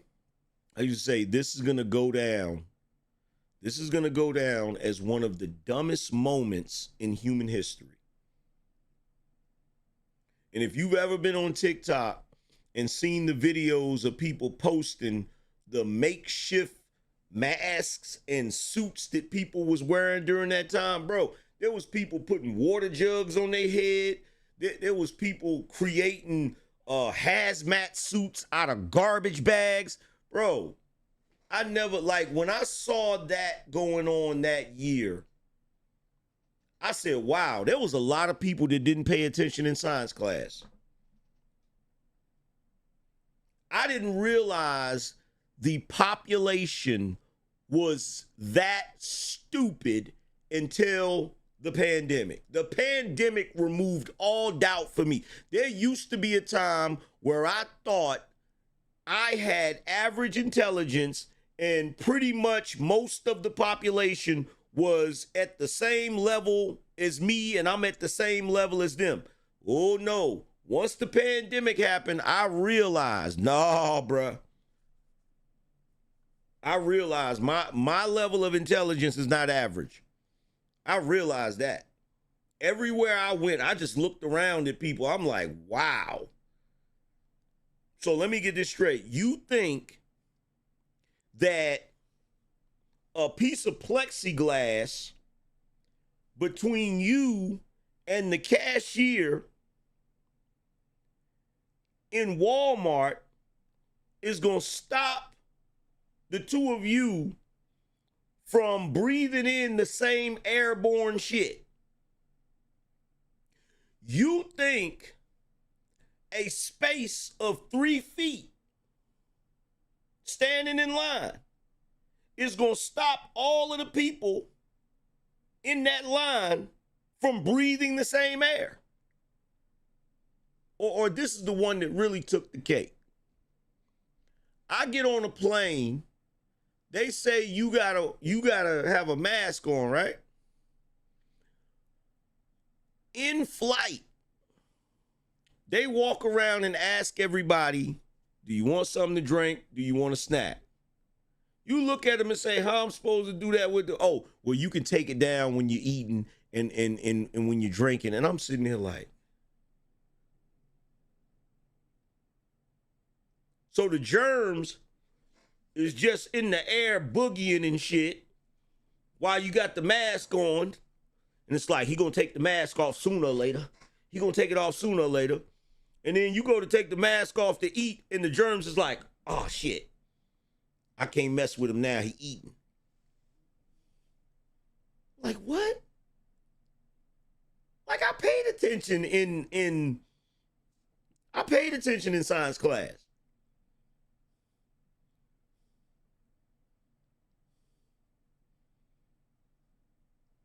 Like, these folks was, and they was adamant about it. There was people getting thrown off of planes because they wouldn't wear a mask. They were getting thrown off of planes. Like, nah, get out of here. You get out of here.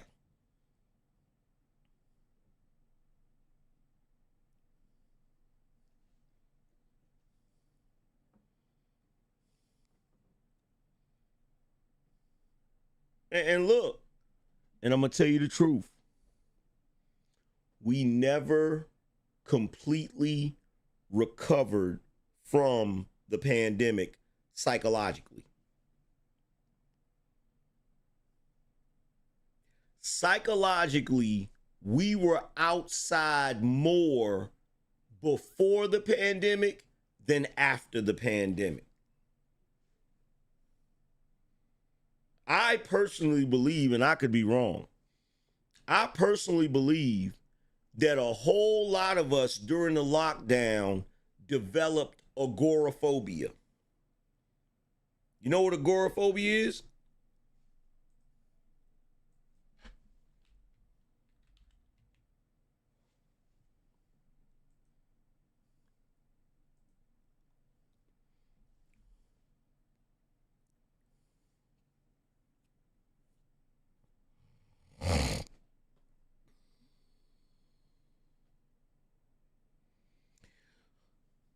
Agoraphobia is an anxiety disorder characterized by intense fear and anxiety in situations where escape might be difficult or help might not be available.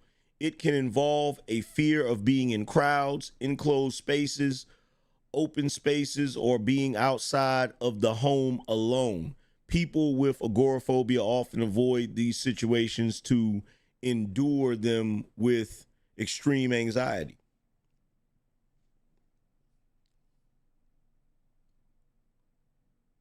I believe we developed agoraphobia. I believe a lot of us don't like going outside because being inside for that year developed a habit. Especially in addition to the fact that we have technology that facilitates us not having to go outside. Like, you don't have to go outside now. You can get your groceries delivered to your house. You can get your meals delivered to your house. You got Amazon. You don't really do that much shopping in the real world anymore. That's why retail is dying, right? So stuff that you need to buy, you buy it on Amazon. Food that you need, you use Instacart or Uber Eats or DoorDash or whatever, and you connect with people on the internet. So you pretty much don't even have to leave the house. You don't even have to leave the house.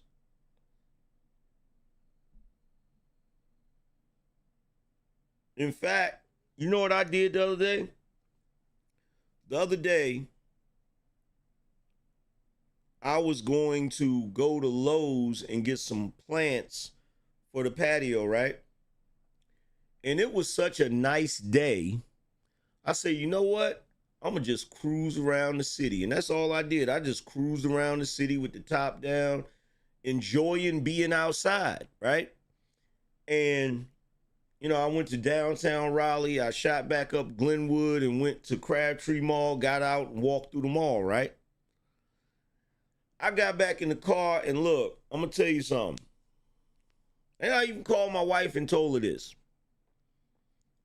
I said, she was like, did you get the flowers? I was like, no, I actually started riding around. And I was like, something I noticed?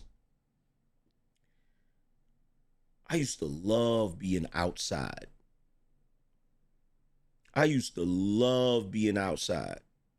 Okay? As a Gen Xer, the only time you were in the house is when it rained. And as a Gen Xer, you got mad when it rained because you wanted to go outside. The rain was the worst because you wanted to go outside. You look outside, it's raining. You like, damn, man, it's raining. You couldn't wait to look outside and see the sunshine and you ready to go. You ready to go outside, right? I said to my wife, I said, I used to love going outside. Now, I go outside, I'm outside for a certain amount of time, I'm ready to go back in. And I believe it's because of two things. I believe it's because of that pandemic shit, that lockdown where we was inside, and outside ain't what it used to be, which I also believe is because of that pandemic shit. Outside ain't what it used to be. Outside used to be awesome. Now it's not. Now it's not. And when I say outside, I'm talking about there's nothing going on. You feel me? There's nothing going on. Now, don't get it twisted. When I went to the mall was packed. I was surprised about that. Must be because it's nice out. When I drove through downtown Raleigh, I was on Glenwood in downtown. There was a lot of people out because on Glenwood in downtown, you got a lot of restaurants and bars and stuff that got their little outside areas and shit. There was a lot of people out there, but it didn't feel the same, bruh. It just didn't feel the same, fam. And if you a Gen Xer, you know what I'm talking about. It's different. There was a time where you would go outside and you wouldn't come back in the house until it was damn near time to go to sleep. You feel me? Just something about it is different, bro. The pandemic changed it. The pandemic changed it, bro. Shout out to Big Mike. He said Fauci needs to be charged for you know what. Yeah. That's facts. Yeah, it just doesn't feel the same, man. The thrill is gone. Shout out to Willie. He said support the show. Shout out to Digital Dads for the double up. Shout out to David. He said, thank you for motivating me to go get outside again. No doubt.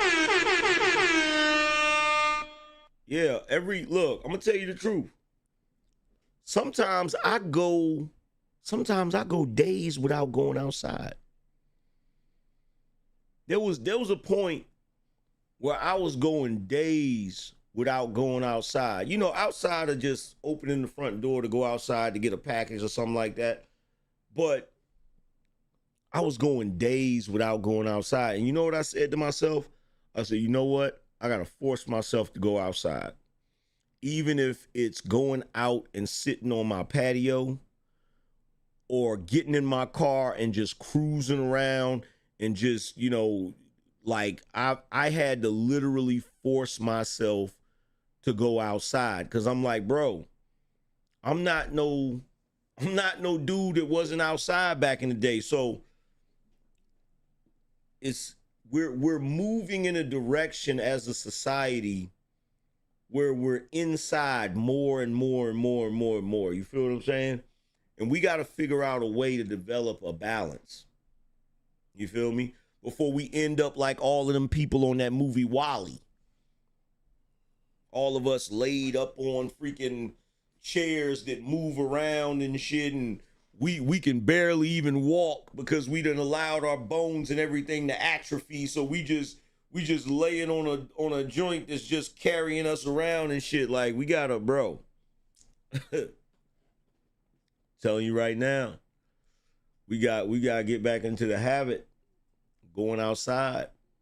You feel me? That's one of the reasons why I try to do like yard work and shit. You feel me? Go outside and get some sun and sweat. You feel me? And you know, cause look, I'm gonna tell you the truth. Like that sun, you know, that sun gives you energy. Them sun rays give you energy, man. You gotta get those sun rays. You gotta get them. You gotta get that vitamin D. Like for real. Cause aside from that, we're gonna end up looking like Nosferatu. End up looking like vampires and shit all pale and scaly and shit. But anyway, I gave y'all another hour. We about to get up out of here, man. I appreciate every last one of you guys for coming through, checking me out. Shout out to my 2 sponsors that really made the show possible. Shout out to Steve. Shout out to Carell. Shout out to everybody else that also made it possible by contributing. Shout out to everybody that hit the like button. Make sure you guys go check out my book that's available on Amazon. All you have to do is type The Angryman Standard in the search bar and it will come up on Amazon. Also, check out the new merchandise we got. You can do so by clicking the link on the screen, or you can go to shopBinoNation.com. Again, that's shopBinoNation.com. But other than that, I'm going to holler at you guys tomorrow. Deuces.